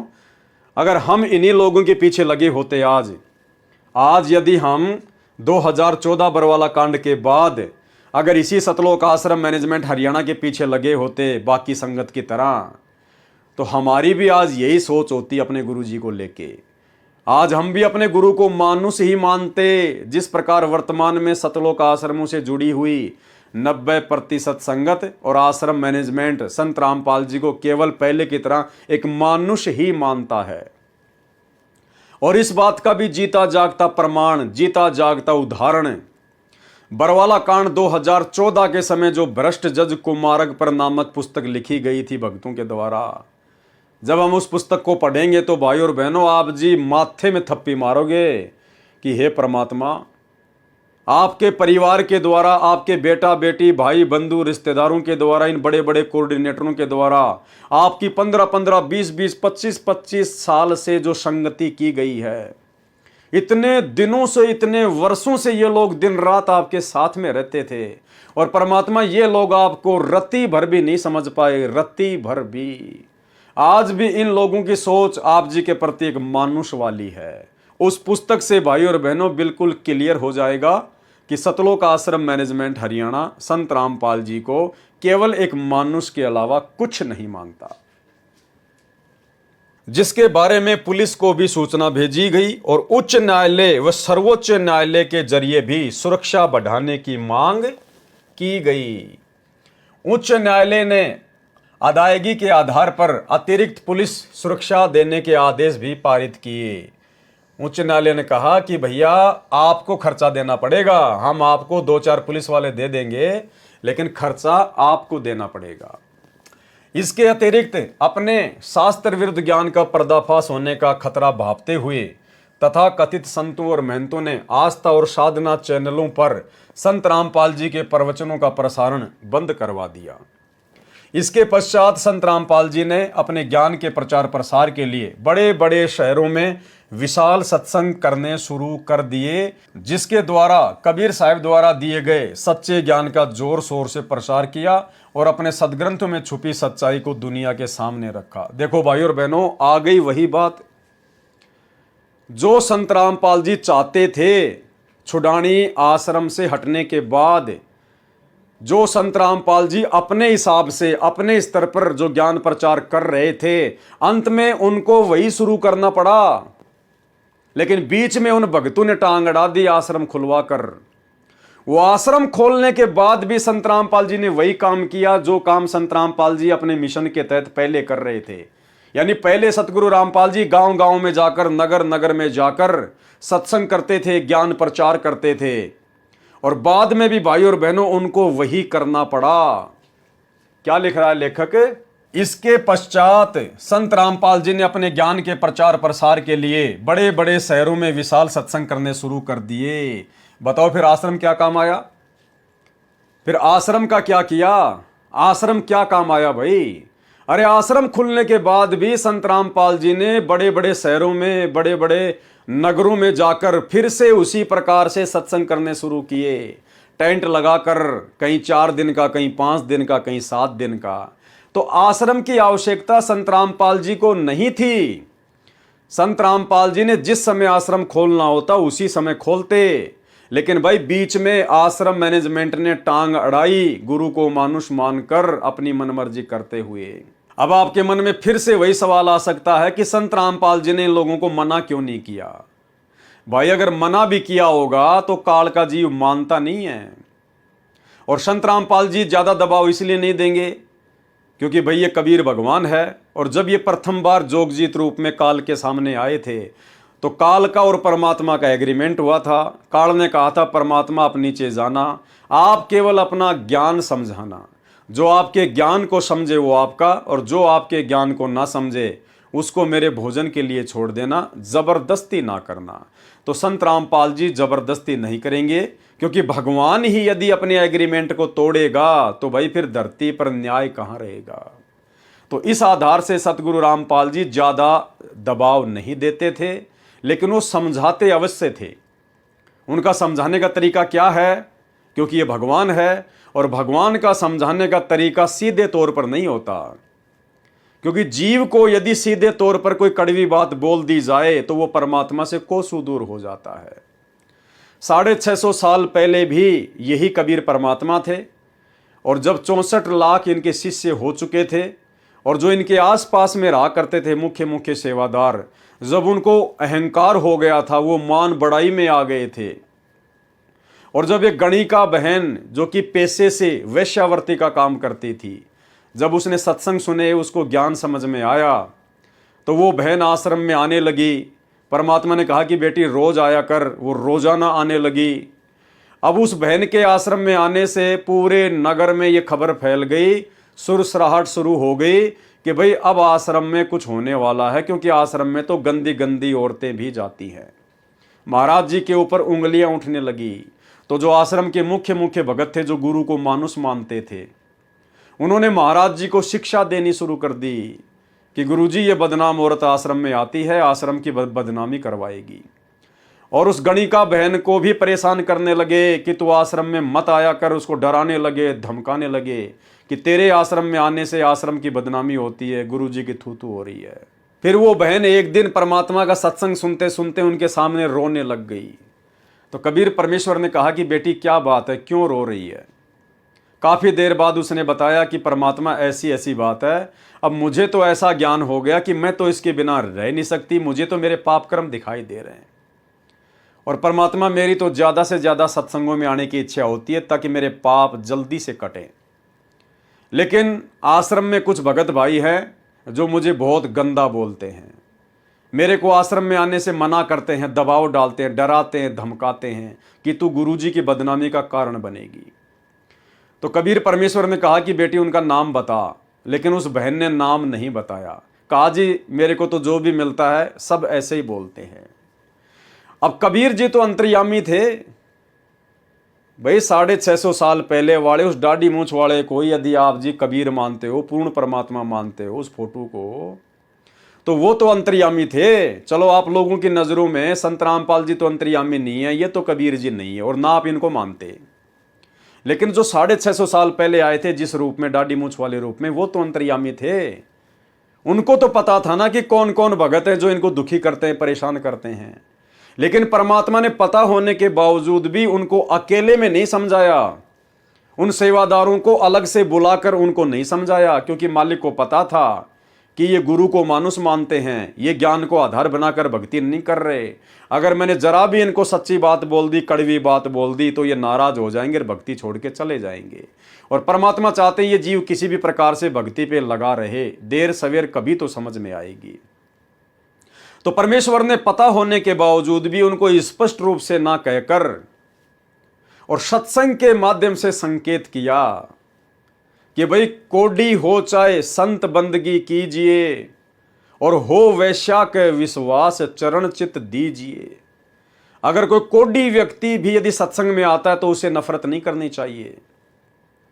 और यदि कोई वैश्या जो पहले वैश्या का काम करती थी, और अगर उसको ज्ञान समझ में आ जाए और यदि वो सत्संग में आने लग जाए, तो उससे नफरत नहीं करनी चाहिए, अपनी बहन की दृष्टि से देखना चाहिए।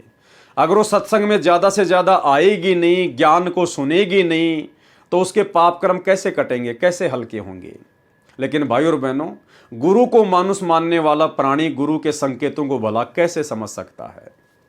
गुरु के संकेतों को समझना कोई सामान्य जीवों की बस की बात नहीं है। तो 650 साल पहले भी परमात्मा ने संकेत ही किया, काल के साथ किए गए अपने एग्रीमेंट के अनुसार।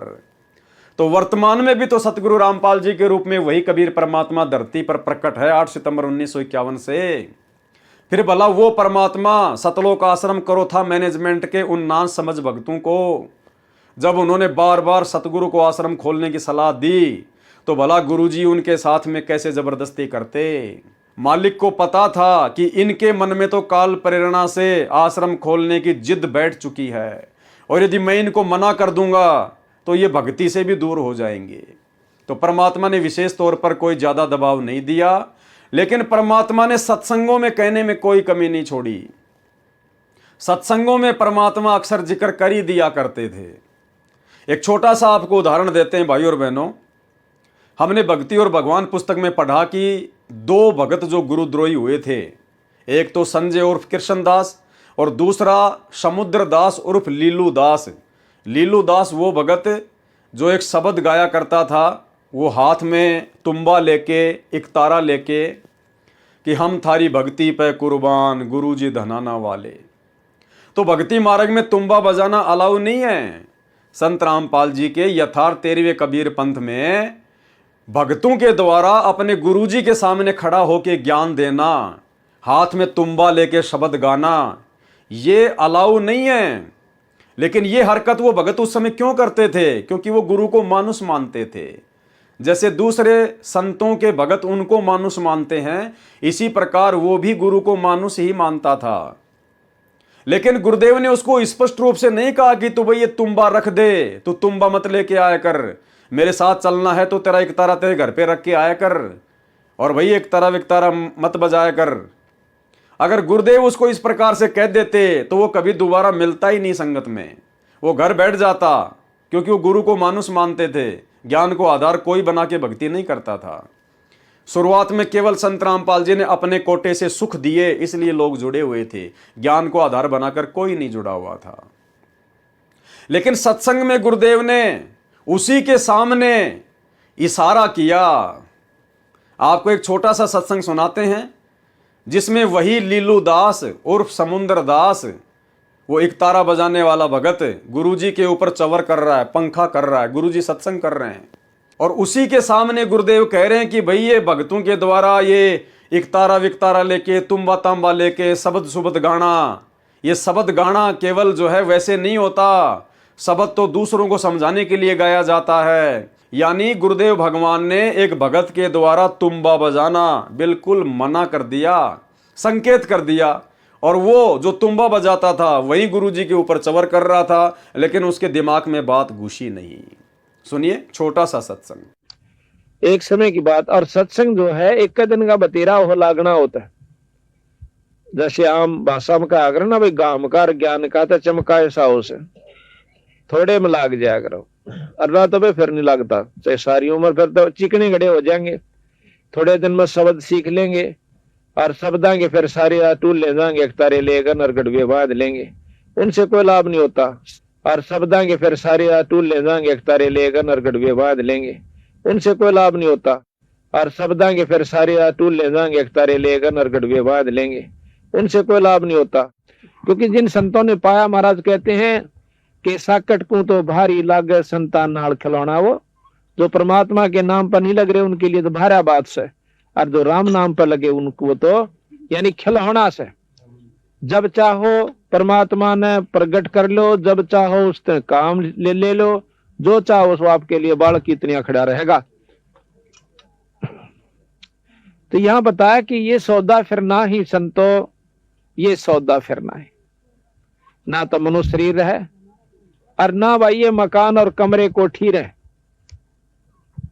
और हमारे सबसे बड़ी बीमारी यह है कि हमने सोचा हम सदा न्यूरांगे जैसे आज बैठे हैं। तो ठीक इसी प्रकार भाई और बहनों, ये आश्रम ना खोलने के विषय में भी ना जाने गुरुदेव ने उनको कितना संकेत किया होगा, लेकिन जो व्यक्ति अपने गुरु को मानुष मानता है वो संकेतों को नहीं समझ पाता काल प्रेरणा से। इसके पश्चात संत रामपाल जी ने अपने ज्ञान के प्रचार प्रसार के लिए बड़े बड़े शहरों में विशाल सत्संग करने शुरू कर दिए, जिसके द्वारा कबीर साहिब द्वारा दिए गए सच्चे ज्ञान का जोर शोर से प्रचार किया। देख लो जी, शहरों शहरों में भी जोर शोर से प्रचार हुआ, जोर शोर से। फिर आश्रम किस लिए खुलवाया भाई? क्योंकि परमात्मा ने तो वही करना था जो उनको करना होता है, लेकिन बीच में भक्तों ने टांग अड़ाई और अपने सदग्रंथों में छुपी सच्चाई को दुनिया के सामने रखा। इन सत्संगों को सुनकर और सच्चाई को समझकर संत रामपाल जी के शिष्यों में भारी संख्या में वृद्धि हो गई। यानी जितने लोग आश्रम खोलकर संत रामपाल जी की शरण में नहीं आए, लेखक कह रहा है कि भारी संख्या में वृद्धि होती चली गई। जब गुरुजी गांव गांव, नगर नगर, दूर दूर शहरों में जाकर सत्संग करने लगे 5 दिन का, 7 दिन का, तो भारी संख्या में भक्तों की वृद्धि होती चली गई। इन सत्संगों को सुनकर और सच्चाई को समझकर संत रामपाल जी के शिष्यों में भारी संख्या में वृद्धि होती गई, जिससे तथा कथित संत और विशेषकर आर्य समाजी ज्यादा ही परेशान हो गए और उन्होंने सत्संगों में विघ्न डालना शुरू कर दिया, जिसके परिणाम स्वरूप जुलाई 2004 में यमुना नगर में चल रहे सत्संग पर आक्रमण करवाया गया, जिसमें संत रामपाल जी और उनकी संगत बाल बाल बची। भाई और बहनों, ये शब्द लिखना अपने गुरुदेव भगवान के विषय में सरासर गलत है। अरे जिस परम शक्ति का कोई बाड़ बाका नहीं कर सकता, जिसके अर्ध रूम पर सकल पसारा, ऐसा पूर्ण ब्रह्म हमारा, उस परम संत के विषय में उससे उपदेश लेने के बाद और यह लिखना कि जिसमें संत रामपाल जी और उनकी संगत बाल बाल बची। अरे संगत के बारे में तो लिखा जा सकता है क्योंकि संगत वाले तो जीव हैं, लेकिन संत रामपाल जी के विषय में यह शब्द यूज करना कि वे बाल बाल बचे, इसका मतलब आप अभी अपने गुरुदेव की महिमा से पूर्णतया परिचित नहीं हैं। आपने अपने गुरुदेव को उस परम शक्ति के रूप में देखना शुरू नहीं किया, अन्यथा यह शब्द एक भगत लिख ही नहीं सकता कि हमारे गुरुजी फला फला घटना में बाल बाल बच गए। यह तो एक जीव के लिए प्रयोग किया जाता, जीव के लिए। तो भाइयों और बहनों, यह है गुरु को मानुष मानना, यह शिक्षा लेनी हमने शिक्षा। हमने निकट भविष्य में कभी भी इस प्रकार के शब्दों का अपने गुरुजी के लिए प्रयोग नहीं करना है। ये तो 8 सितंबर 1951 से जब से प्रकट हुए तभी से कबीर भगवान है, परमात्मा है। आगे चलकर ये कब अपना खेल खेलते हैं, कभी ये आश्रम खोलते हैं, कभी ये ज्ञान प्रचार करते हैं, कभी ये उपदेश देना शुरू करते हैं, कभी ये सत्संग करना शुरू करते हैं, ये अपनी लीला अनुसार करते हैं। लेकिन अपने गुरुदेव भगवान के विषय में, जो कि स्वयं कबीर परमात्मा हैं, पूरी सृष्टि को रचने वाले हैं, जिनसे बढ़कर सर्वशक्तिमान तो छोड़िए, जिनके पासिंग भी कोई महान शक्ति इस ब्रह्मांड में नहीं है, सृष्टि में नहीं है, उनके विषय में ये शब्द यूज करना कि यमुना नगर के सत्संग में जब लोगों ने बदतमीजियां की तो संत रामपाल जी बाल बाल बचे। बाल बाल बचने का मतलब है वो तो कोई भगवान की दया थी, नहीं तो उसी दिन उनका राम नाम सत्य कर दिया जाता। अरे बाल बाल बचे नहीं, सतगुरु रामपाल जी परमात्मा ने संगत को बाल बाल बचाया। इन्होंने संगत को बाल बाल बचाया, ये बाल बाल नहीं बचे। ये तो परमेश्वर हैं, अंतर्यामी हैं, खुदा है। इनको कोई हाथ लगाने की सोच भी कैसे सकता है? इनको तो 21 ब्रह्मांड का स्वामी ज्योति निरंजन भी हाथ लगाने की नहीं सोच सकता मेरे भाई। आम जीव की तो औकात ही क्या है इनके सामने, जिसमें संत रामपाल जी और उनकी संगत बाल बाल बची। इसके पश्चात संत रामपाल जी ने खुले स्थानों पर सत्संग करना बंद कर दिया। क्यों बंद कर दिया भाई और बहनों? भाई समर्थ को तो किसी का डर है नहीं, चाहे लाख आ जाओ, चाहे 10 लाख आ जाओ, चाहे पूरी दुनिया क्यों ना आ जाओ, समर्थ को तो किसी का भय नहीं। निर्विकार निर्भय तू ही और शकल भयमान, सब पे तेरी साहिबी तुझ पे साहिब नाए। तो फिर संत रामपाल जी ने गांव गांव नगर नगर जाकर सत्संग करना बंद क्यों कर दिया? अपने उन्हीं विशेष सेवादारों की सलाह पर। जिन सेवादारों ने सलाह देकर आश्रम खुलवाया था, उन्हीं गुरु को मानुष मानने वाले सेवादारों ने फिर गुरुदेव को यह कहना शुरू कर दिया कि गुरुजी अब आपकी जान को खतरा है, गुरुजी ये लोग आपके बहुत ज्यादा घोर विरोधी हो गए हैं, अब आपकी जान को खतरा है, अब आप जी गांव गांव जाकर सत्संग ना कीजिए, नहीं तो आप जी मारे जा सकते हो। तो उन लोगों ने गुरुदेव को सलाह देनी शुरू कर दी। अब परमात्मा तो जबरदस्ती करेगा नहीं, गुरुदेव का तो काल के साथ एग्रीमेंट है, आपको अनेकों बार बता चुके हैं। तो ये होता है गुरु को मानुष मानना। इसके पश्चात संत रामपाल जी ने खुले स्थानों पर सत्संग करना बंद कर दिया और अपने आश्रमों और समाचार पत्रों के माध्यम से सत्संग करना शुरू किया। संत रामपाल जी महाराज द्वारा सत्यार्थ प्रकाश पर की गई समीक्षा कृपया निम्न पढ़ें। संत रामपाल जी महाराज कहते हैं कि मैंने न तो आर्य समाज को बुरा बताया, क्योंकि हमारी आपस में रिश्तेदारियां हैं, मामा फूफी के भाई बहनें हैं, और न ही महर्षि दयानंद जी को बुरा बताया। बुरा बताया है सत्यार्थ प्रकाश के ज्ञान को, जो वास्तव में व्यर्थ है तथा इसका नाम मिथ्यार्थ प्रकाश होना चाहिए। ठीक इसी प्रकार भाई और बहनों, हम सत्सेवकों ने ना तो गुरुजी के बेटे को गलत बताया, ना बेटी को, ना भाई बंधुओं को, ना रिश्तेदारों को, ना किसी कोऑर्डिनेटर को। हमने यदि गलत बताया है तो उनके द्वारा गुरु को मानुष समझकर जो उनके ज्ञान विरुद्ध आचरण संगत से भी करवाए जाते हैं और जो स्वयं भी कर रहे हैं, उनके उन ज्ञान विरुद्ध घटिया आचरणों की हम निंदा करते हैं, जिन आचरणों को करवाने के पीछे काल ने इन लोगों को निमित्त बना रखा है। तो इसी प्रकार सतगुरु रामपाल जी ने ना तो किसी भी आर्य समाजी को बुरा बताया और ना ही महर्षि दयानंद जी को बुरा बताया। अगर बुरा बताया है तो उनके द्वारा जो सत्यार्थ प्रकाश पुस्तक लिखी गई है उसमें लिखी हुई अज्ञान को बताया है। जिन व्यक्तियों ने हमारे बीच में दरार पैदा करने की कुचेष्टा की है, वे कुछ मुट्ठी भर व्यक्ति हैं जो आर्य समाज की आड़ में आर्य प्रतिनिधि सभा बनाकर उसके अधिकारी बनकर प्रभुता बनाए हुए हैं।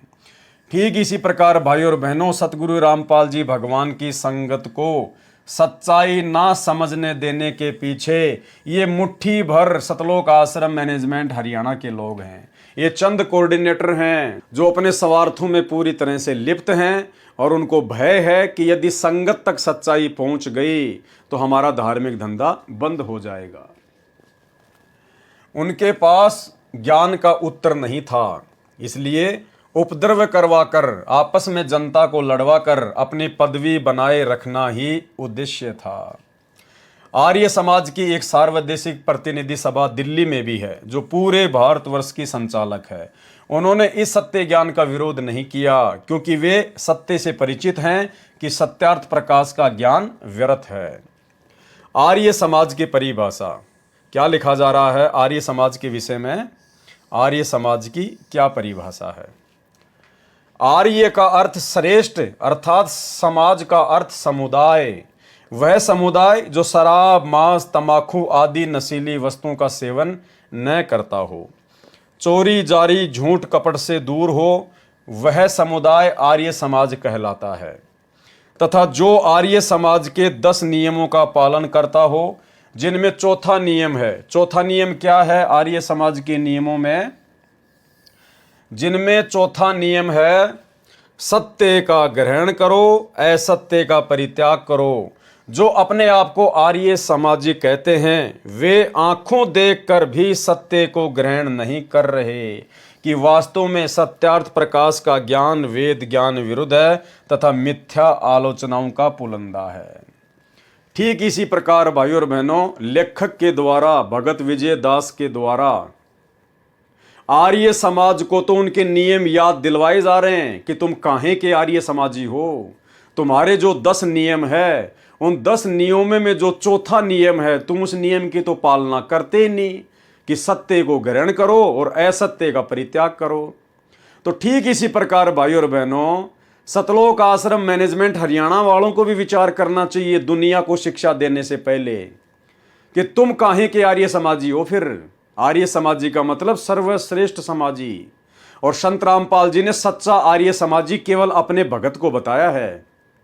तो सतलोक आश्रम मैनेजमेंट हरियाणा फिर कहां से पक्का आर्य समाजी हो गया? कहां से पक्का संत रामपाल जी का अनुयायी हो गया, भगत हो गया?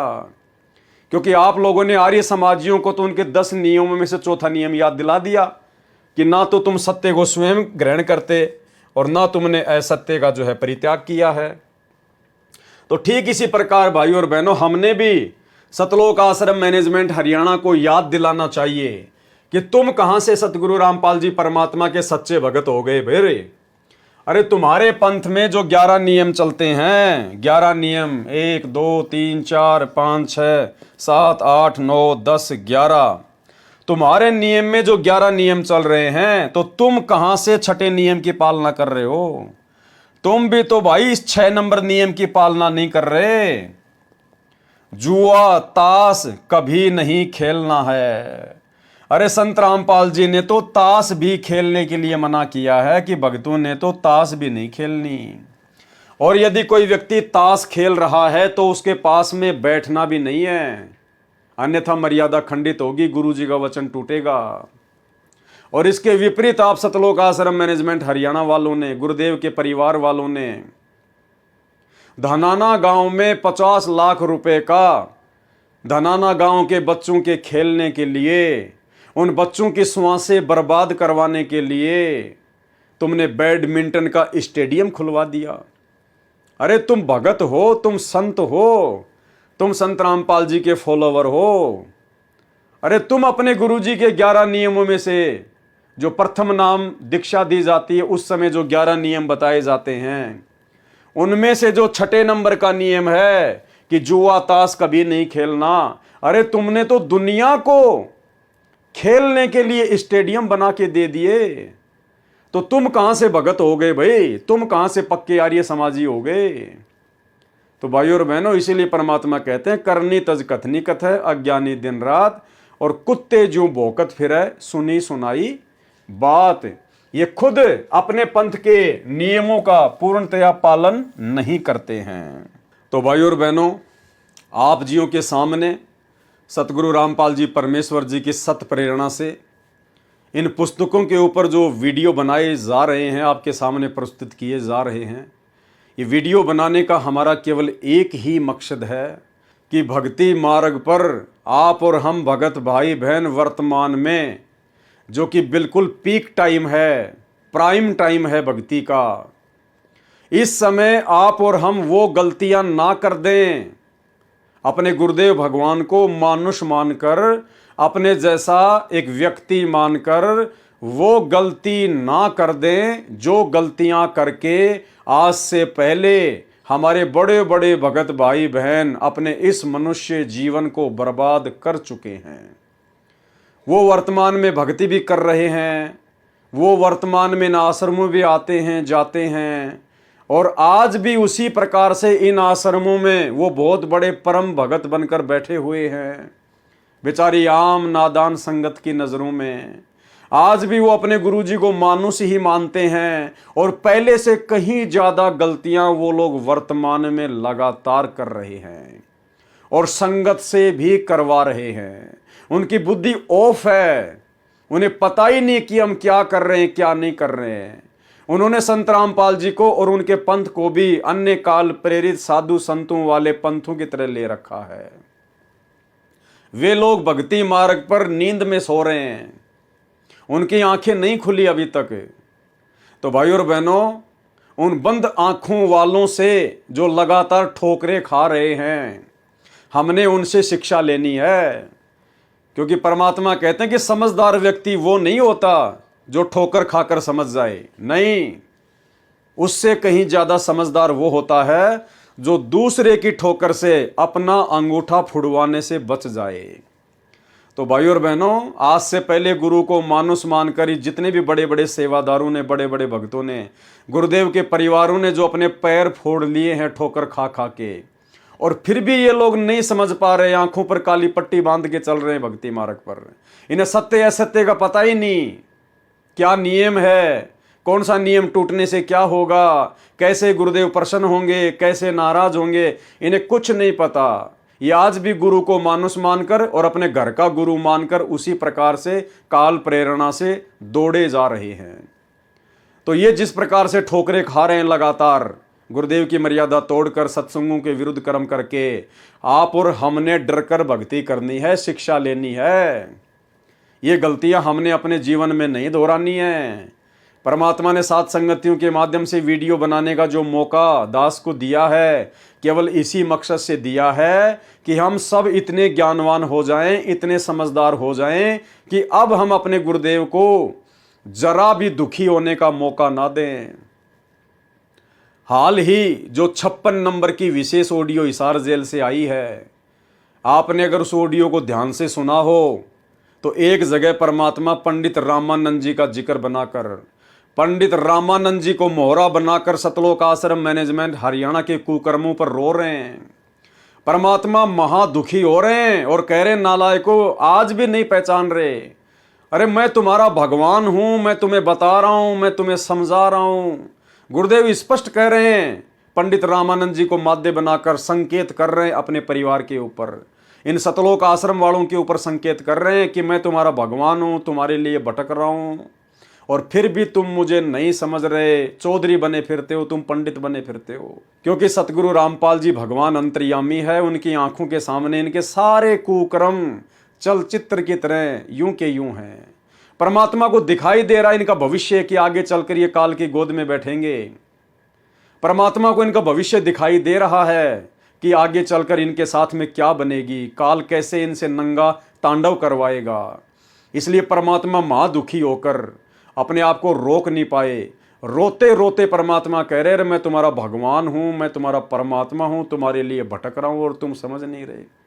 पंडित रामानंद जी को मोहरा बनाकर अपने परिवार के कुकर्मों पर, सतलोक आश्रम मैनेजमेंट हरियाणा के कुकर्मों पर परमात्मा रो रहे हैं कि तुम अब भी नहीं पहचान रहे मुझे, अब भी नहीं पहचान रहे। सुनिए। और बच्चों, तुम उस प्रोसेस से गुजर के आ चुके हो, इसने खराब ना करियो, फिर ना बढ़ाइयो दाता की इस टेंशन को। तो कैसे खड़े हो बाप, सारी बालिक कैसे रो रहे हो आगे, सब कुछ बता रहा, और पाप आत्मा हम मानते नहीं, और ज्ञान भरा हमारे अंदर का पता नहीं, और विद्वान बन जाते हैं। मैं रोवत हूँ सृष्टि को, सृष्टि रोवत मोहे, गरीबदास इस वियोग को समझ सके ना कोई।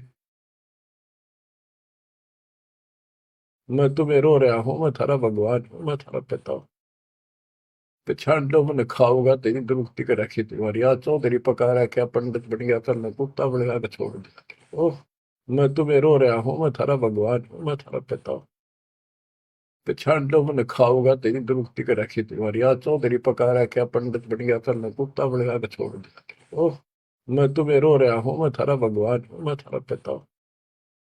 पिछाड़ लो मन खाओगा तेरी दुरुक्ति कर रखी तुम्हारी, आज चौधरी पका रखा, पंडित बन गया, करना कुत्ता बन गया, छोड़ दिया। ओह, और देखो कैसे ढंग से निकाल रहा के, काल का विधान भी बना रहा है, मेरा वचन भी बना रहा है, मेरे बच्चे भी मेरी शरण में आ जाए तो निकालते हैं। मैं रोवत हूँ सृष्टि को, सृष्टि रोवत मोहे। तुम भगवान भगवान करते फिरते हो, मुझे रो रहे हो, सुखदाई भगवान का है, कसाई ने तुम भगवान मान लिया, और मैं तुम्हारे लिए रो रहा हूँ मेरे बच्चे, थारी प्रगति हो रही, आंख खोल दो। गरीबदास इस वियोग को समझ न सकता को, चार युगन में हम ठहरे, मैं पल में छिप जाऊं, गरीबदास गुरु वेद से लखो हमारा ठाव। बच्चों आज इतना ही, शेष अमर कथा आगे सुनाएंगे, बोलना नहीं जाता। परमात्मा आपको सद्बुद्धि दे, अकल को लतारी, कित फंसे बैठे माचे आडो, 2 दिन का सांग है यो, पता नहीं कद फूक निकल जाएगी, कुत्ता बना के छोड़ देगा, सारे ठाट दरिया रह जाएंगे।